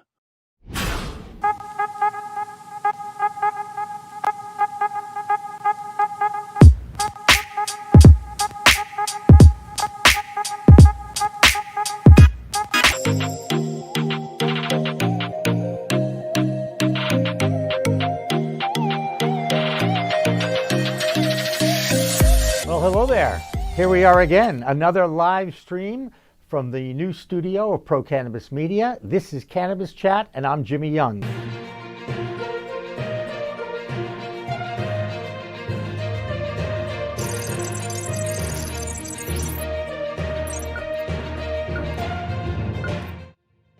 Hi, everyone. Welcome to Weed Talk News. I'm Jimmy Young, the founder of Pro Cannabis Media. And I'm Kurt Dalton, the founder of Cannabis.net. Every week, Kurt and I get together to review some of the biggest stories in the cannabis industry. He and I talk about them. We have a few comments, and then we get reports from Canada, New York, and Washington, D.C.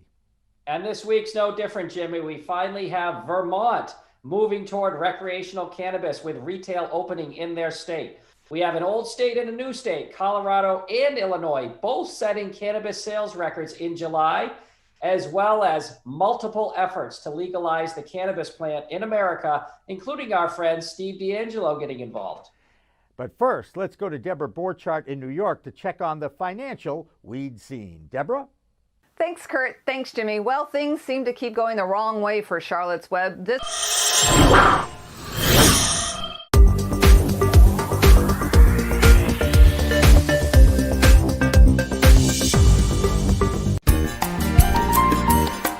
Whoa, Jimmy Young in the weeds on the water this week. We've got the CEO of Kushko, Nick Kovacevic, with me. This guy has built his little company in 6 years from $2 million in sales to $145 million in sales. We can get this thing to be fully legal here in the next few years, I believe, but it's going to take far longer for the stigma to change.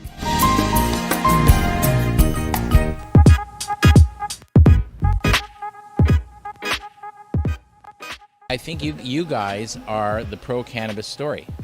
And I love Pro Cannabis Media. Hi, I'm Jody Roberts with Eastern Security State, and I love Pro Cannabis Media. Hi, I'm Laura Beener. I'm the president co-founder of The Healing Rose, and I love Pro Cannabis Media. It's been such an integral part of our success here at The Healing Rose. And you know what? The best media company out there is Pro Cannabis Media. Look out for them. They'll make you famous. Hi, I'm George, and I love Pro Cannabis Media. I also love Western Mass Hydroponics, where we've got everything you need from seed to bloom to bud, and then to smoke it afterwards.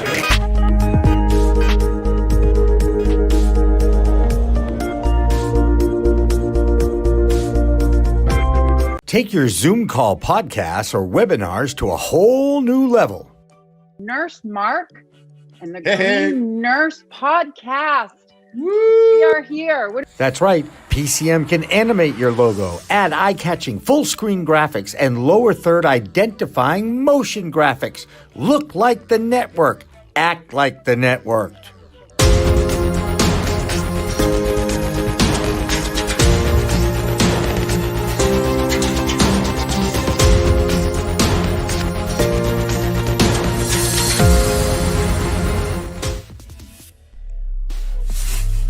We are Pro Cannabis Media.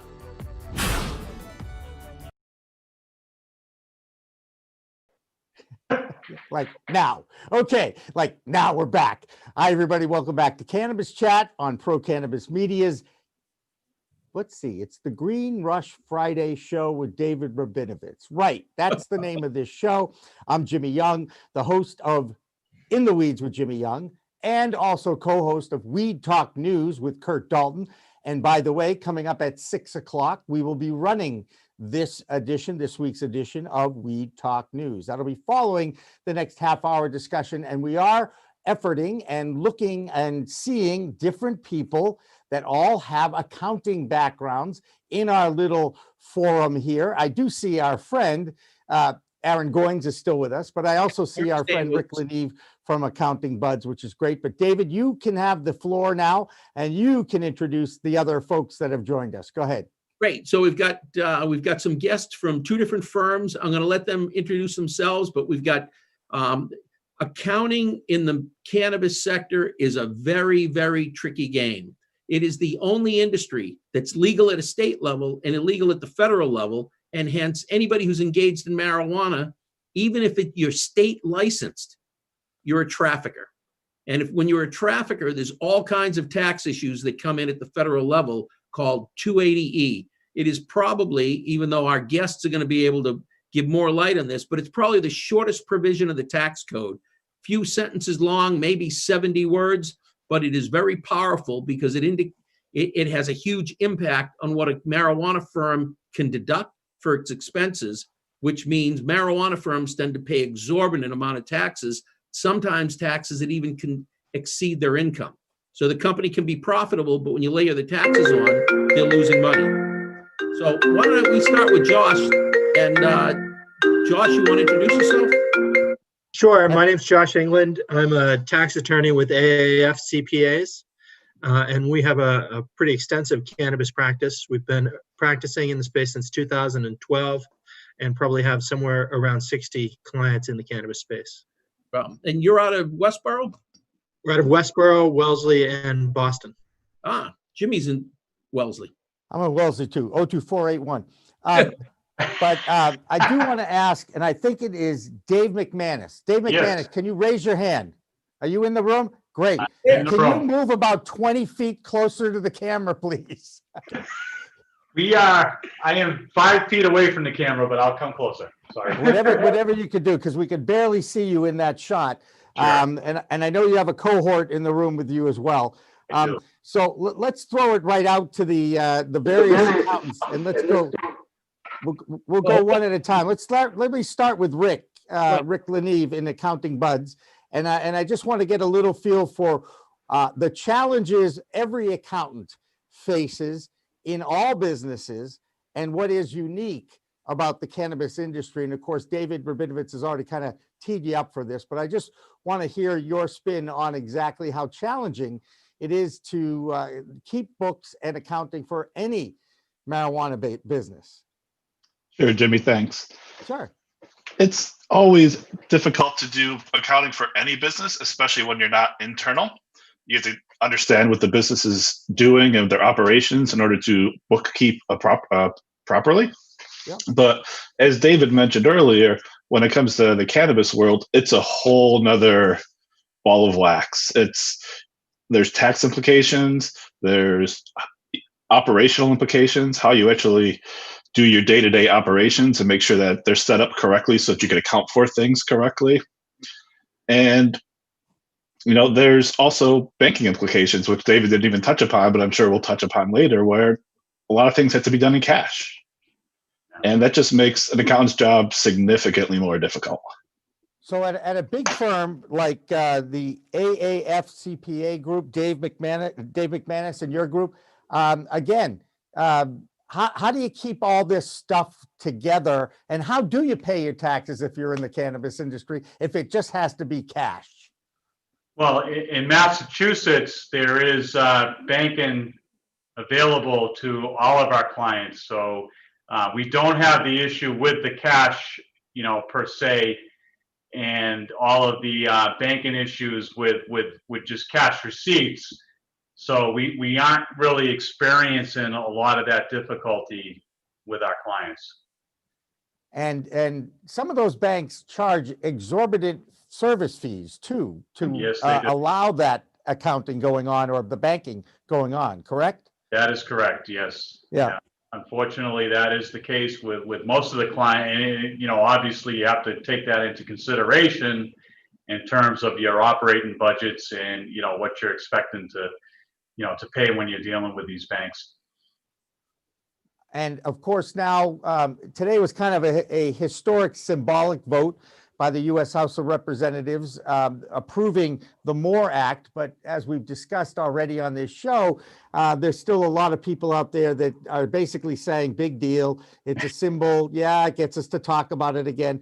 More importantly, I think it does shine some light on the challenges that everyone in the cannabis business has to face, and not just those that are plant touching businesses. Now, we are a non-plant touching business, but we are considered an MRB, a marijuana related business.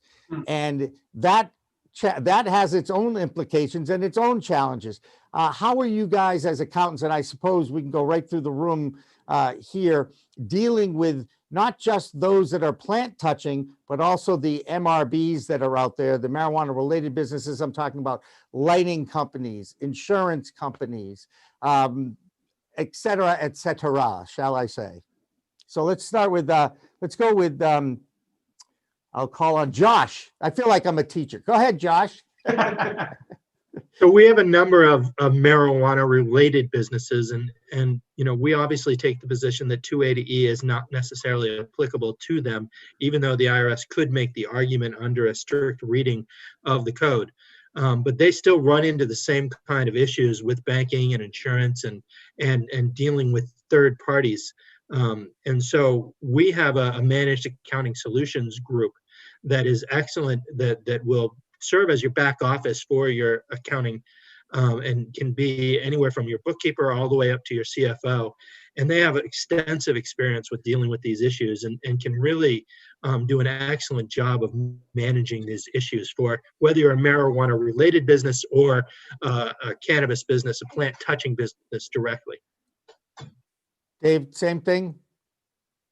Same thing. Everybody knows the 280 code section, and it's how many sentences and how short it is, and really who is applicable and who applies under this guidelines and under this regulation. And it's really, it's who really does, who is really under this particular regulation, and what industries are effectively, affected by this guideline. And, it's tough. It's tough to really deal with it. Now you guys are what I would call a house of CPAs, a pretty decent sized firm if you've got all those clients. On the other side, the smaller client, the person who's just getting into the business or trying to get into the business, when it comes to accounting, there's that little piece of software out there called QuickBooks.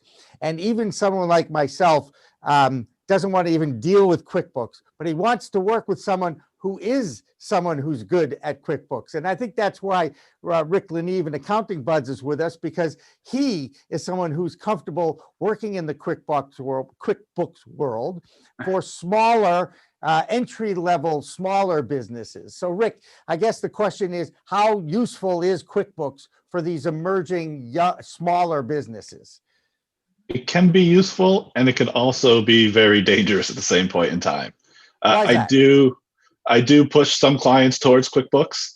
The reason I say it's dangerous is they are one of the companies that in the past has suddenly and without warning shut down cannabis companies from using their product. And that goes for MRBs as well. So you got to be careful with pretty much anything you use these days. There are some tools out there that I'm sure the fellow accountants on here are familiar with that are a little less likely to shut you down. But I wanted to touch upon the question you asked the other folks a second too about the MRBs. One thing I've noticed with my clients is a lot of them are the marijuana side of the business isn't their only piece to the business. They have non-marijuana businesses as well. And the biggest thing I try to push them to do is create a separate LLC or a separate company for the marijuana side of the business, the marijuana related businesses. This way, if you do run into issues being shut down by a bank or QuickBooks or something like that, your entire business isn't shut down as well. Right. Yeah, that's good advice. Aaron, I do want to ask you about 280E.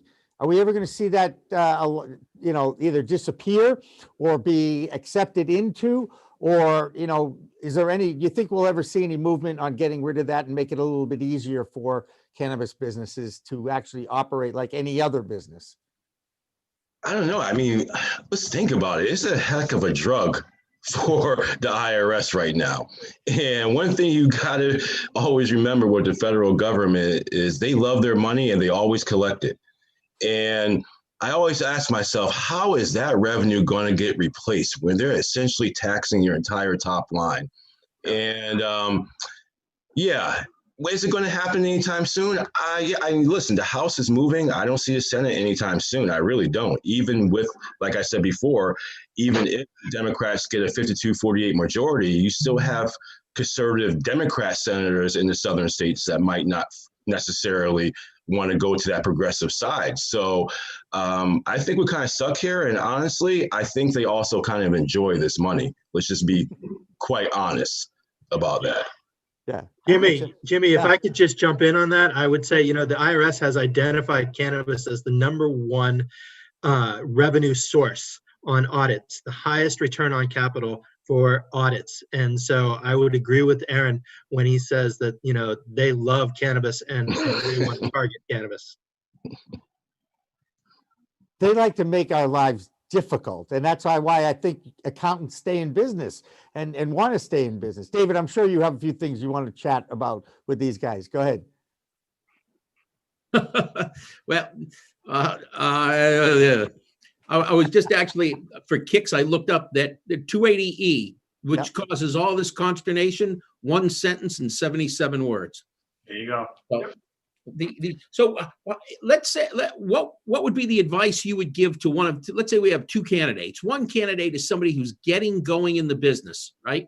And they got to deal with investors. How do they approach 280E with their investors? And what about people who are in the business for their first year and now they're coming to the end of 2020 and they got to get prepared on taxes? What kind of advice or counsel would you give to those folks? Well, the advice that I would give, because there's, from a startup company, a lot of the profits or cash flow, if you think about it, you want to reinvest it into your business. And, you have a lot of clients that are looking to open up additional dispensaries, and they're really, you want to preserve as much cash flow as you can. And you got that tax implication and you have that tax burden that you have to cover. So, you really, really have to think about how you're going to plan for that, because, what you don't want to do is really put yourself in a position where you just don't have the cash flow to continue to open up these additional dispensaries or make the additional investments that you want to make into your company when you have this tax obligation that you need to take care of. So that's what we spend a lot of time talking to our clients about, and just making sure that they understand the implications of 280E, how that affects your cash flow. And really, I mean, if you think about it, you have deductions that aren't allowable, but you're paying that cash. That cash is going out the door. So how does that affect, your ability to continue to invest in opening up additional dispensaries or reinvesting money back into the business. Why the hell would anybody want to get into the cannabis industry with all these regulations and challenges? Aaron? I mean, listen, let's just I'm a former Wall Street guy and love opportunity. I could smell it a mile away. And I'll tell you one thing, it's yes, this is a nightmare. It can be figured out. Capital is king. Liquidity, absolutely. Capital markets have dried up for a number of entities. But the reason why I want to go into this, can't really think of many other industries where you're going to have this compounded annual growth rate over the next decade. If there is another one, please, I see a bunch of accountants on there, please direct me to it. I would love to tell my syndicate of investors where the next road is, but I can't really think of any other industry that's going to have this level of growth over the next decade. So obviously capital flows where there's opportunity. And right now, this is where the opportunity is for the foreseeable future. So I got a question for Dave and David. What's going on in tax court right now? Are there any cases that are working their way through the system that could have an impact on 280E? Let me address that, actually, if you don't mind. I'm the attorney with AAFCPA. I'm sorry. So, I think the most important case that we're looking at right now is the Harborside case, which they continue to appeal, where they're questioning the constitutionality of 280E and whether it amounts to a penalty. And I think there's a good chance and a good argument to be made there. Especially where you're talking about cannabis businesses that are literally operating, in the negative. As a result of the tax code. So, Josh, tell us, what is Harborside, and what is the essence of what their argument is on this? So the Harborside case is it's a series of cases that have been continued to be argued. The original argument was really related to management companies, where Harborside, which was a California company, created a management company to try and deduct expenses that might not normally be deductible under 280E. And so the Harborside, the dispensing entity, was paying the management company a fee, and the management company was deducting these expenses. And so the IRS came in and said, well, we're going to apply 280E to the management company as well. And so the payment that the dispensary was paying to the management company isn't deductible under 280E. And the deductions that the management company is taking is also not deductible. And so in essence, they're taxing you twice on your income. So it's hard enough in the cannabis business where you can't deduct your ordinary and necessary business deductions, but now they're getting taxed twice. Because of the structure that was created for them. And the tax court agreed with the IRS and said, you created your structure, now you've got to live with it. And so, Harborside appealed, and that didn't go very far, but now they're bringing another appeal where essentially attacking the constitutionality of it by suggesting that it's an unconstitutional penalty. And so therefore not applicable and not supportable under the Constitution. So, Josh, Harborside, if I understand, is a profitable entity, and it runs. It's Steve D'Angelo's operation, runs a dispensary in Northern California. And correct me if I'm wrong here, but Harborside's actually quite profitable. And the issue is that even though they're profitable, the taxes, because the taxes are based upon the gross profit, exceed the profitability.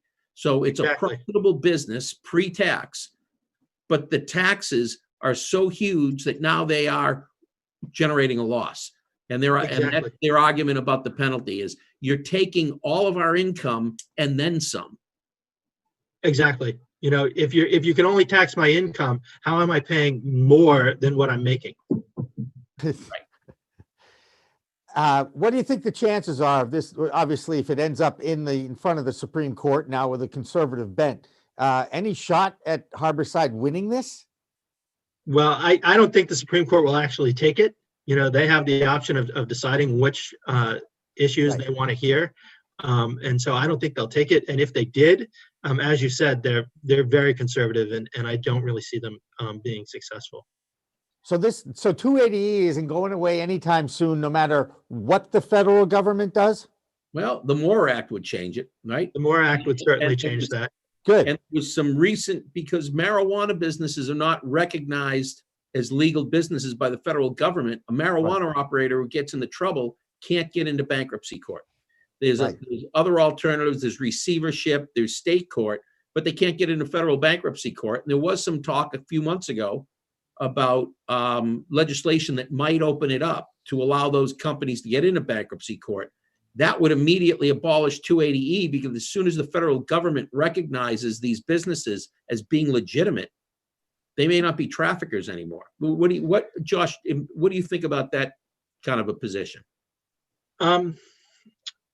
Well, so what you're doing is getting back to and parsing the wording of 280E, which specifically talks about, traffickers engaging in the sale of Schedule I narcotics. And if the federal government recognizes them as a legitimate business, are they no longer traffickers? I'm not sure what the tax court's position would be on that.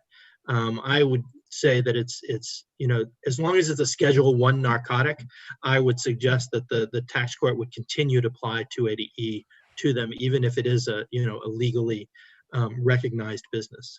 Now, can I interject a little something, a personal anecdote, if you will? When I sat down with Steve D'Angelo in the fall of 2019 at Canex in Jamaica, and we talked about this very thing, he explained that because cannabis as a Schedule I drug under the Controlled Substances Act, the POTUS, the executive branch, can pick up the phone and call the Department of Justice, and just an administrative memo or decision can be made, and they can immediately deschedule it and take it off Schedule I, with or without the MORE Act, with or without legalization. Right. Absolutely. It doesn't have to be an act of Congress to take it off of the Schedule I. It's just an act of the FDA, which the president could direct them to do. The FDA or the Attorney General? I thought it was Department of Justice. Right. So here's what happened. Marijuana was actually legal for a short period of time in the late 1960s. We've talked about this in the past. Now his name is escaping me. Timothy Leary got caught with weed trying to go down to Mexico on vacation. Didn't have the right papers. They turned him around, sent him back up to the border, got to the Texas border, and they said, "We need to check all your stuff." He said, No, you don't understand. I just went over there. They said I'd come back. I didn't even go to Mexico. They checked, found the joints, arrested him, and it went all the way up. And in May of 1969, the United States Supreme Court agreed with Leary that, in fact, the 1937 Marijuana Tax Act was unconstitutional, because the only way you could get around it would be to acknowledge that you had marijuana, which would be self-incriminating because it was illegal at the state level. And they threw out the Marijuana Tax Act. And that led the way for the Controlled Substance Act. And that was under Tricky Dicky. Right. And even though it was, I believe, a Democratic Congress at the time, the House said that marijuana was a social issue and belonged with the Department of Health.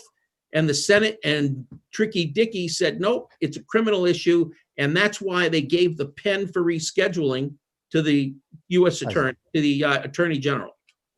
So Department of Justice again. So the Department of Justice, if Bill Barr wanted to deschedule marijuana tomorrow, all he has to do is sign a piece of paper and say it's descheduled.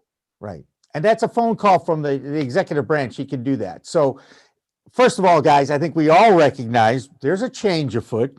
We're not sure exactly what's going to happen between now and January 20th. The President-elect Joe Biden has said, as part of the Democratic platform, he would decriminalize cannabis. If it is an executive decision, doesn't it seem to be the simplest thing for him to do? First, in his first 100 days, pick up the phone, get it descheduled, then let's figure out how we're going to regulate this, or then go to Congress and figure out how they're going to move on from there. Because once you deschedule that, doesn't that open up it gets rid of 280E, doesn't it? It is, but the question is whether they're going to be willing to give up that revenue. Yeah, but they're going to generate more revenue. The MORE Act puts a 5% federal tax on cannabis, doesn't it? So, I mean, again, there are a lot of moving parts here, a lot of different bureaucracies involved with this. There's no simple solution, correct? There's no snap your fingers and it's legal and everybody's partying and everything. The banks are open. The cannabis industry will be treated like any other industry, like alcohol or even firearms that are regulated. Take your Zoom as well. call podcasts or I guess webinars to we've a got long way whole. to go. We can kind of all agree on that, right? Absolutely. Yes. All right. So 100%. And I'm going to put Aaron right on the spot because I love Aaron Goines.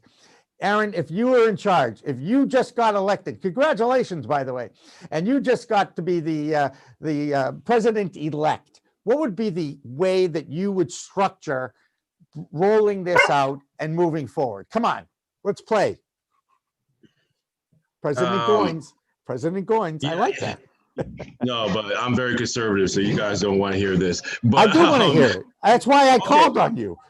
Well, listen, on some aspects, the way I would see is I don't really want federal legalization right now. And as a Black man in this country, I have seen the devastation that has happened here. And until I see a very strong understanding of social equity and what it's going to look like at a federal level, and how we're going to fix some of the past wrongs, and how we're going to offer funding for those individuals who frankly don't have access to the private capital markets. I don't know really how to address that. I think it's very complex. It's just not just about 280E, guys. There is some deep-rooted social issues that I have a problem with.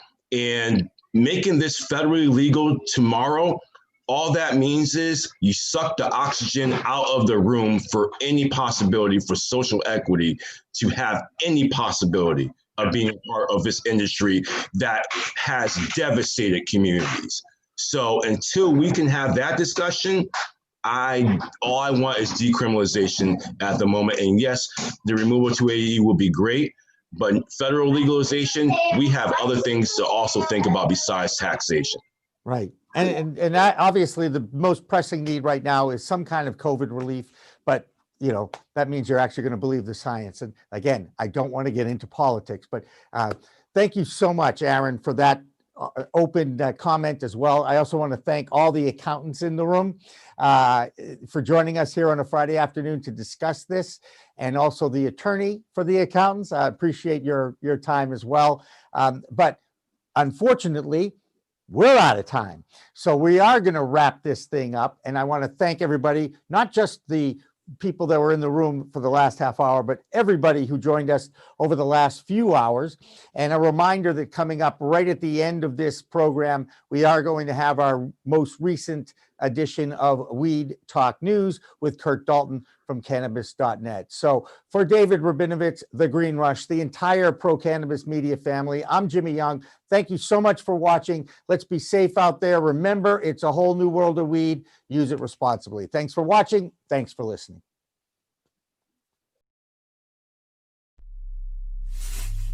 We are Pro Cannabis Media.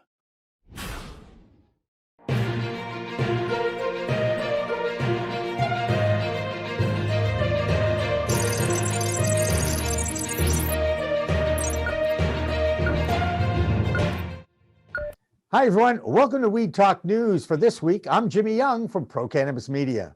And I'm Kurt Dalton with Cannabis.net.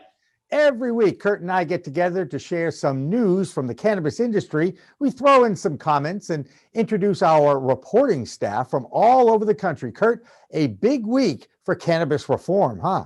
We have international and within America, Jimmy. It's incredible, isn't it? You got the UN descheduling cannabis, and then the House of Representatives in the United States will be voting on the MORE Act on Friday. There's a very good chance that the MORE Act will be voted on by the House, passed the House, and that kind of paves the way for legalization, but it does have to go to the Senate now, doesn't it, Kurt? Yeah, and we've talked about this, Jimmy. We put an article up on cannabis.net. Why now? What's the Democratic strategy? You and I have reached out across the industry with not a really great abundance of firm answers, but there has to be something we don't know. And what if? I know we're going to get drilled for this, but what if it is going to pass the Senate? What if there's something worked out? And you're going to look at cannabis legalization, not even relying on the Georgia Senate races January 5th, but happening just by vote, within the next 30 days by the time it gets to the Senate. So fingers crossed that something big is about to happen. As long as that turtle face guy is running things in the Senate, that MM guy from Kentucky, that Senator Mitch McConnell, I don't think this bill has the chance of anything to pass in the Senate. But that's how I feel. And I think it is reality, but one never knows politics in Washington, correct? Yeah, and that's what everybody thinks, is there's no shot it gets past the Senate, so why do it? So let's flip it over. Like, what is going on and what do they know? And is it some sort of precursor to Biden's presidency that they need to get it voted on now so they can just add amendments later? Is it about the Georgia Senate race? Is it about taxation or making Republicans look bad, if you will, with such strong support? So it's all out there, but let's play the game. Let's play the game. They'll vote it in and we'll see what happens. In the meantime, the United Nations vote followed recommendations from the World Health Organization that was back in January of 2019 that called for cannabis to be rescheduled. It was in a convention in 1961 that put cannabis into the most restrictive class internationally. And amazingly, this vote was as close as it gets. Among the 53 member states of the UN, 27 votes for and 25 against, with one abstention. And yes, the US voted yes. It did absolutely recognize that cannabis has medical benefits, basically refuting this particular nation's Schedule I classification. The Green Market Report's Deborah Borchardt has more. Thanks, guys. This week, the United Nations has voted to remove cannabis from its classification as a dangerous drug. Now, Wednesday's vote does not clear UN member nations to legalize marijuana under the International Drug Control System, but for what it's worth, Canada and Uruguay have legalized the sale and use of cannabis for recreational purposes. This, though, is seen as a move that could jumpstart international cannabis businesses.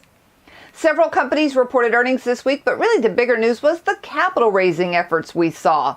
Hydrofarm Holdings said it was launching an IPO to raise $118 million, but the over-allotment option could bring that to $136 million. The share are expected to price between $14 and $16, and they have applied to list those shares on the NASDAQ using the symbol HYFM. Acral SPAC Partners said it plans to raise $100 million for a SPAC that will primarily focus on the alcoholic and non-alcoholic beverage and wellness sectors, as well as hemp-based branded consumer goods. They also plan to list on the NASDAQ using the symbol ACKIU. And that's it for this week. I'm Deborah Borchardt with the Green Market Report for Weed Talk News.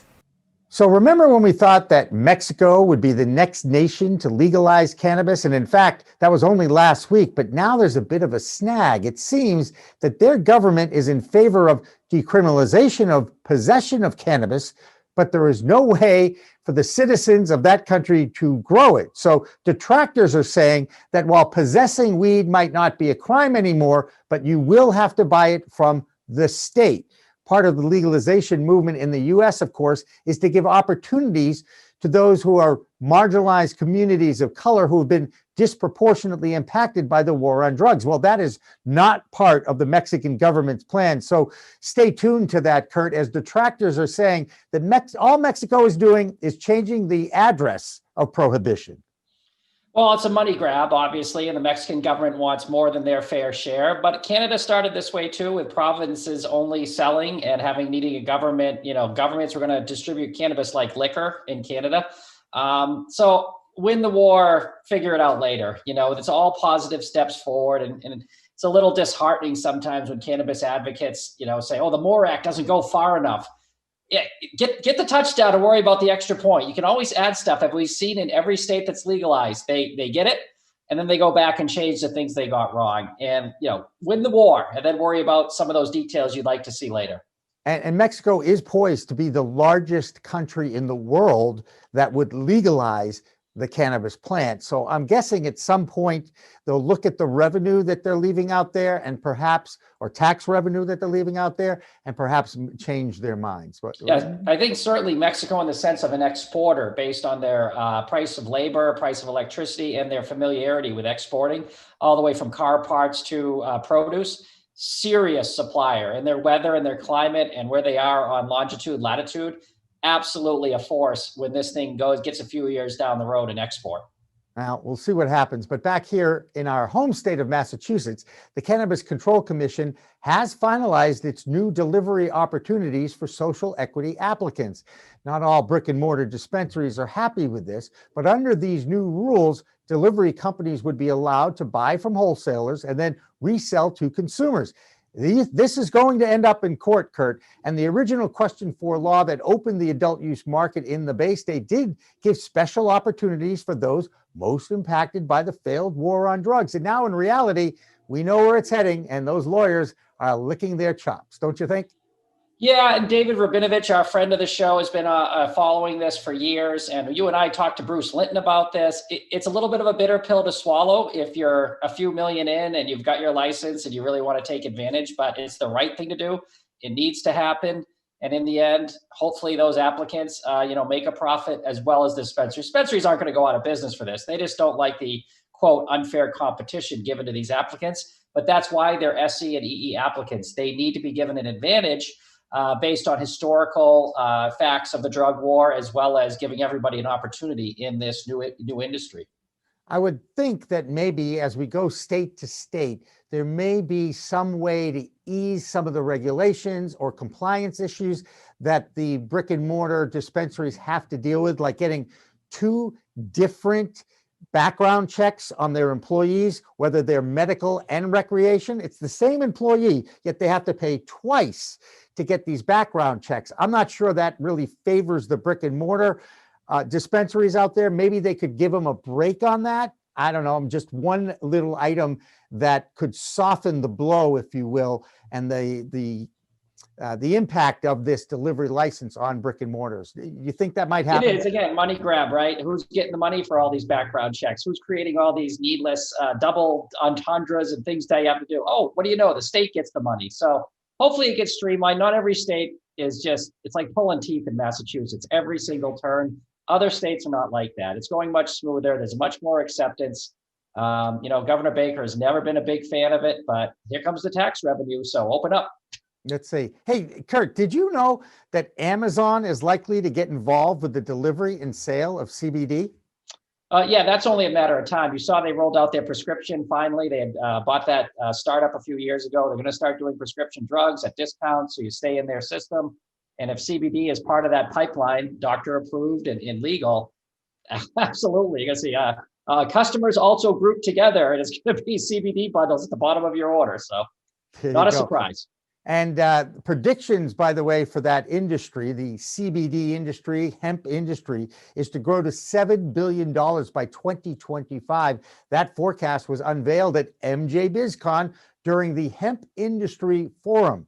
MJ BizCon is always the largest convention of the cannabis industry, but after canceling it, the in-person event convention center in Las Vegas, well, they opened up virtually this week with their CEO, Chris Walsh, giving opening remarks and Whole Foods CEO, John Mackey, delivering the keynote address. Now, Kurt, Chris asked John why, after years of courting John Mackey to deliver the keynote at MJ BizCon, he finally accepted this year. Sure enough, he explained that the time was right. Another sign of moving toward acceptance and legalization, don't you think?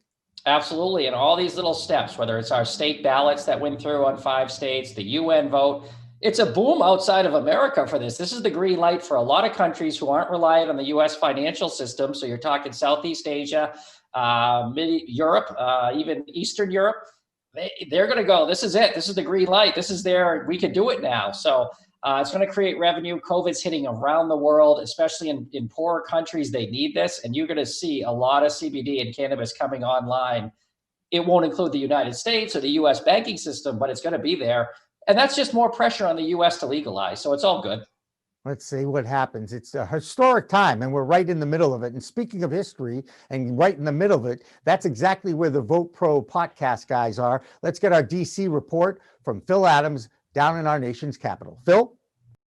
Hi, folks. Phil Adams with Vote Pro podcast, here with this week's Weed Talk News DC report. The Marijuana Opportunity, Reinvestment, and Expungement Act reached the floor of the House of Representatives this week. The bill to legalize cannabis federally cleared the House Rules Committee on Wednesday after the committee ruled by voice vote to close the bill to further amendments. While some lawmakers are questioning the timing of the vote, particularly while a COVID relief bill continues to languish, others, including Democrat Earl Blumenauer of Oregon, who presides over the debate, are hailing it as, quote, an historic moment. The MORE Act will be given 1 day of debate before proceeding to a floor vote by the full House, which is expected on Friday. In a related story, a coalition of conservative advocacy groups are stepping forward to support passage of the MORE Act. In a letter to House leadership, representatives of the Competitive Enterprise Institute, R Street Institute, the Institute for Liberty, and the Taxpayers Protection Alliance urged lawmakers to approve the MORE Act. The letter notes that all but 2 states have either legalized or decriminalized cannabis and calls on the House to respect the will of the people and end the, quote, dual legal status of cannabis. In yet another legal challenge to the Drug Enforcement Agency's cannabis policy, a scientist is suing to compel the agency to take action on his application to produce cannabis for research. Lyle Craker, a researcher at the University of Massachusetts at Amherst, has filed a suit with the U.S. District Court for the District of Massachusetts, calling on the DEA either to approve his application to be a registered cannabis cultivator or to deny it so he can appeal. Craker originally applied in 2001 and was ultimately denied. He then reapplied in 2016 after the DEA announced a plan to begin approving more cannabis growers. To date, however, no new growers have been approved, leaving the University of Mississippi with a monopoly on federally authorized cannabis cultivation. That's the Weed Talk News DC report for this week. I'm Phil Adams from Vote Pro Podcast.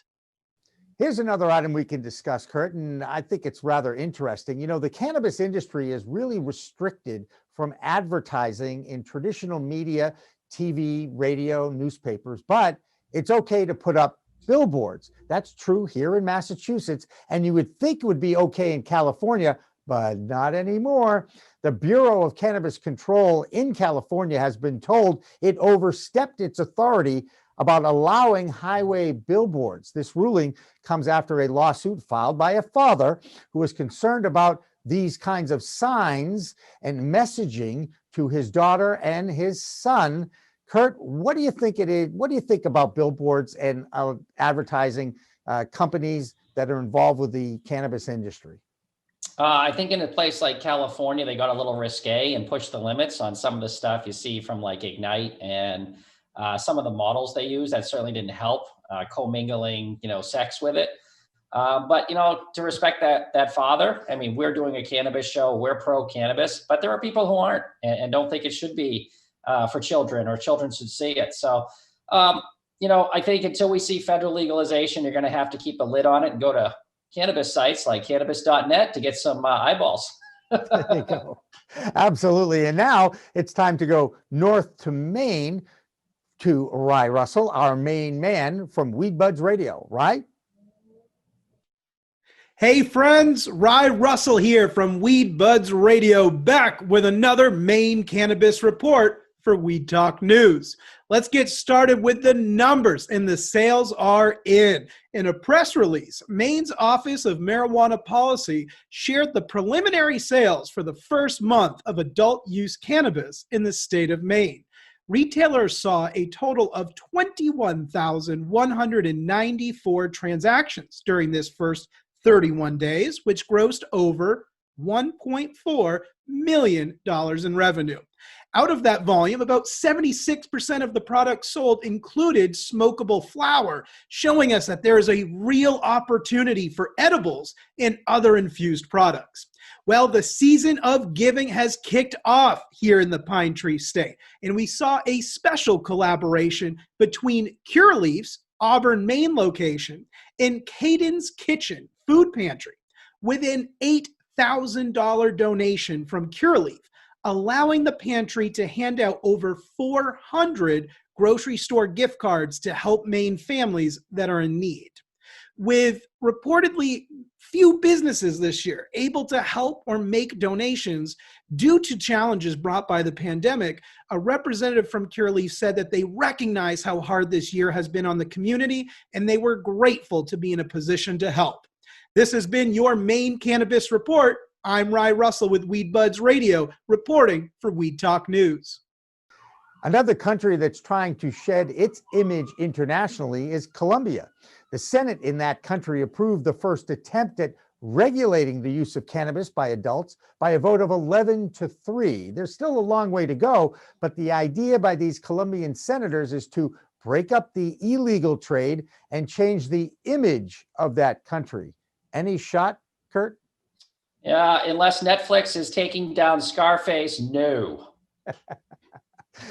Hey, Colombian weed has dominated the American market, or at least it did back in the day, let's say 70s and 80s, and I'm talking about the illegal trade.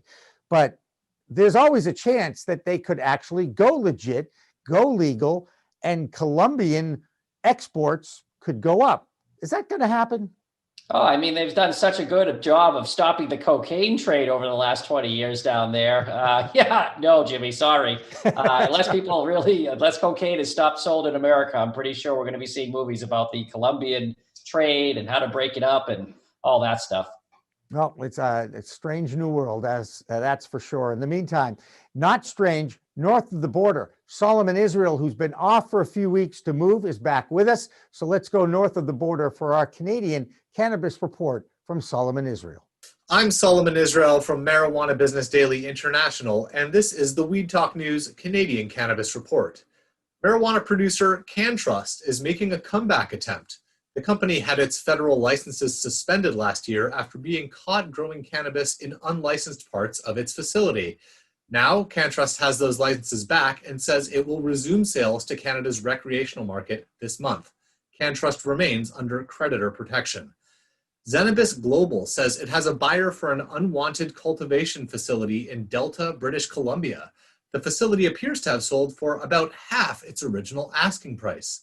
A number of major Canadian cannabis firms have closed down production sites in the past year as they reconcile excess production capacity with market demand. That trend includes Aurora Cannabis. This week, Aurora announced it's indefinitely pausing operations at its Aurora Sun greenhouse in Medicine Hat, Alberta. That greenhouse was supposed to be one of the largest cannabis production sites in the world, but only a fraction of the facility was ever used.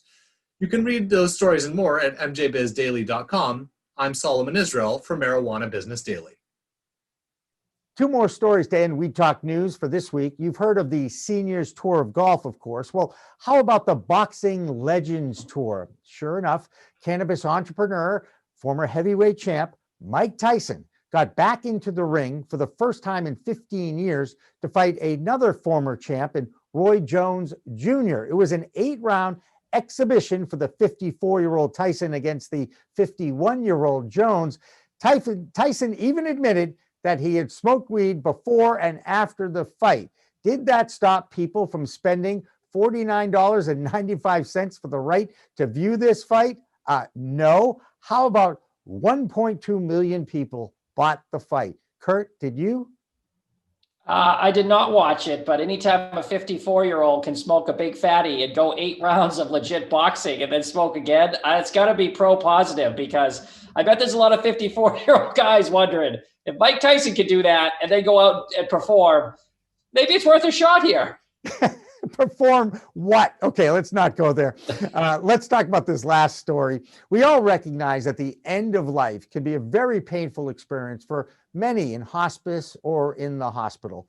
In Colorado, Jeremiah Pollock decided to drive from Denver to Chicago to be at the bedside of his grandmother, who was dying of cancer and had decided to forego any more chemotherapy treatment. One of her last wishes, to get high with her grandson. Kurt, you talk about end-of-life bonding. That's kind of a nice story, isn't it? Oh, to all my future grandkids out there, please save this tape. And I don't know if I'll smoke it with you, but bring lots of edibles and tigs for those final hours. Yep. Perfect. There you go. Well, that'll do it for a perfect end for Weed Talk News for another week. I'm Jimmy Young from Pro Cannabis Media. And I'm Kurt Dalton from Cannabis.net.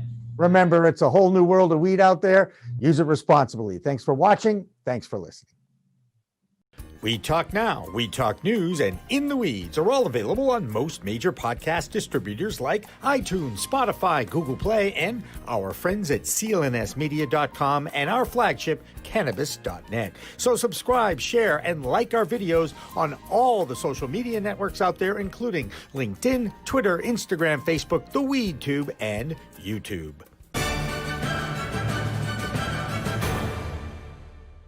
Weed Talk and In the Weeds are two productions of Pro Cannabis Media supported by Revolutionary Clinics, one of the top medical cannabis dispensaries in the Massachusetts area, now with 3 locations in Greater Boston, 2 in Cambridge and 1 on Broadway in Somerville. Rev Clinics has a patient-first mission. They will customize your needs as a medical patient with the proper titration and combination of strains, flavors, and products. Rev Clinics, where the patient comes first.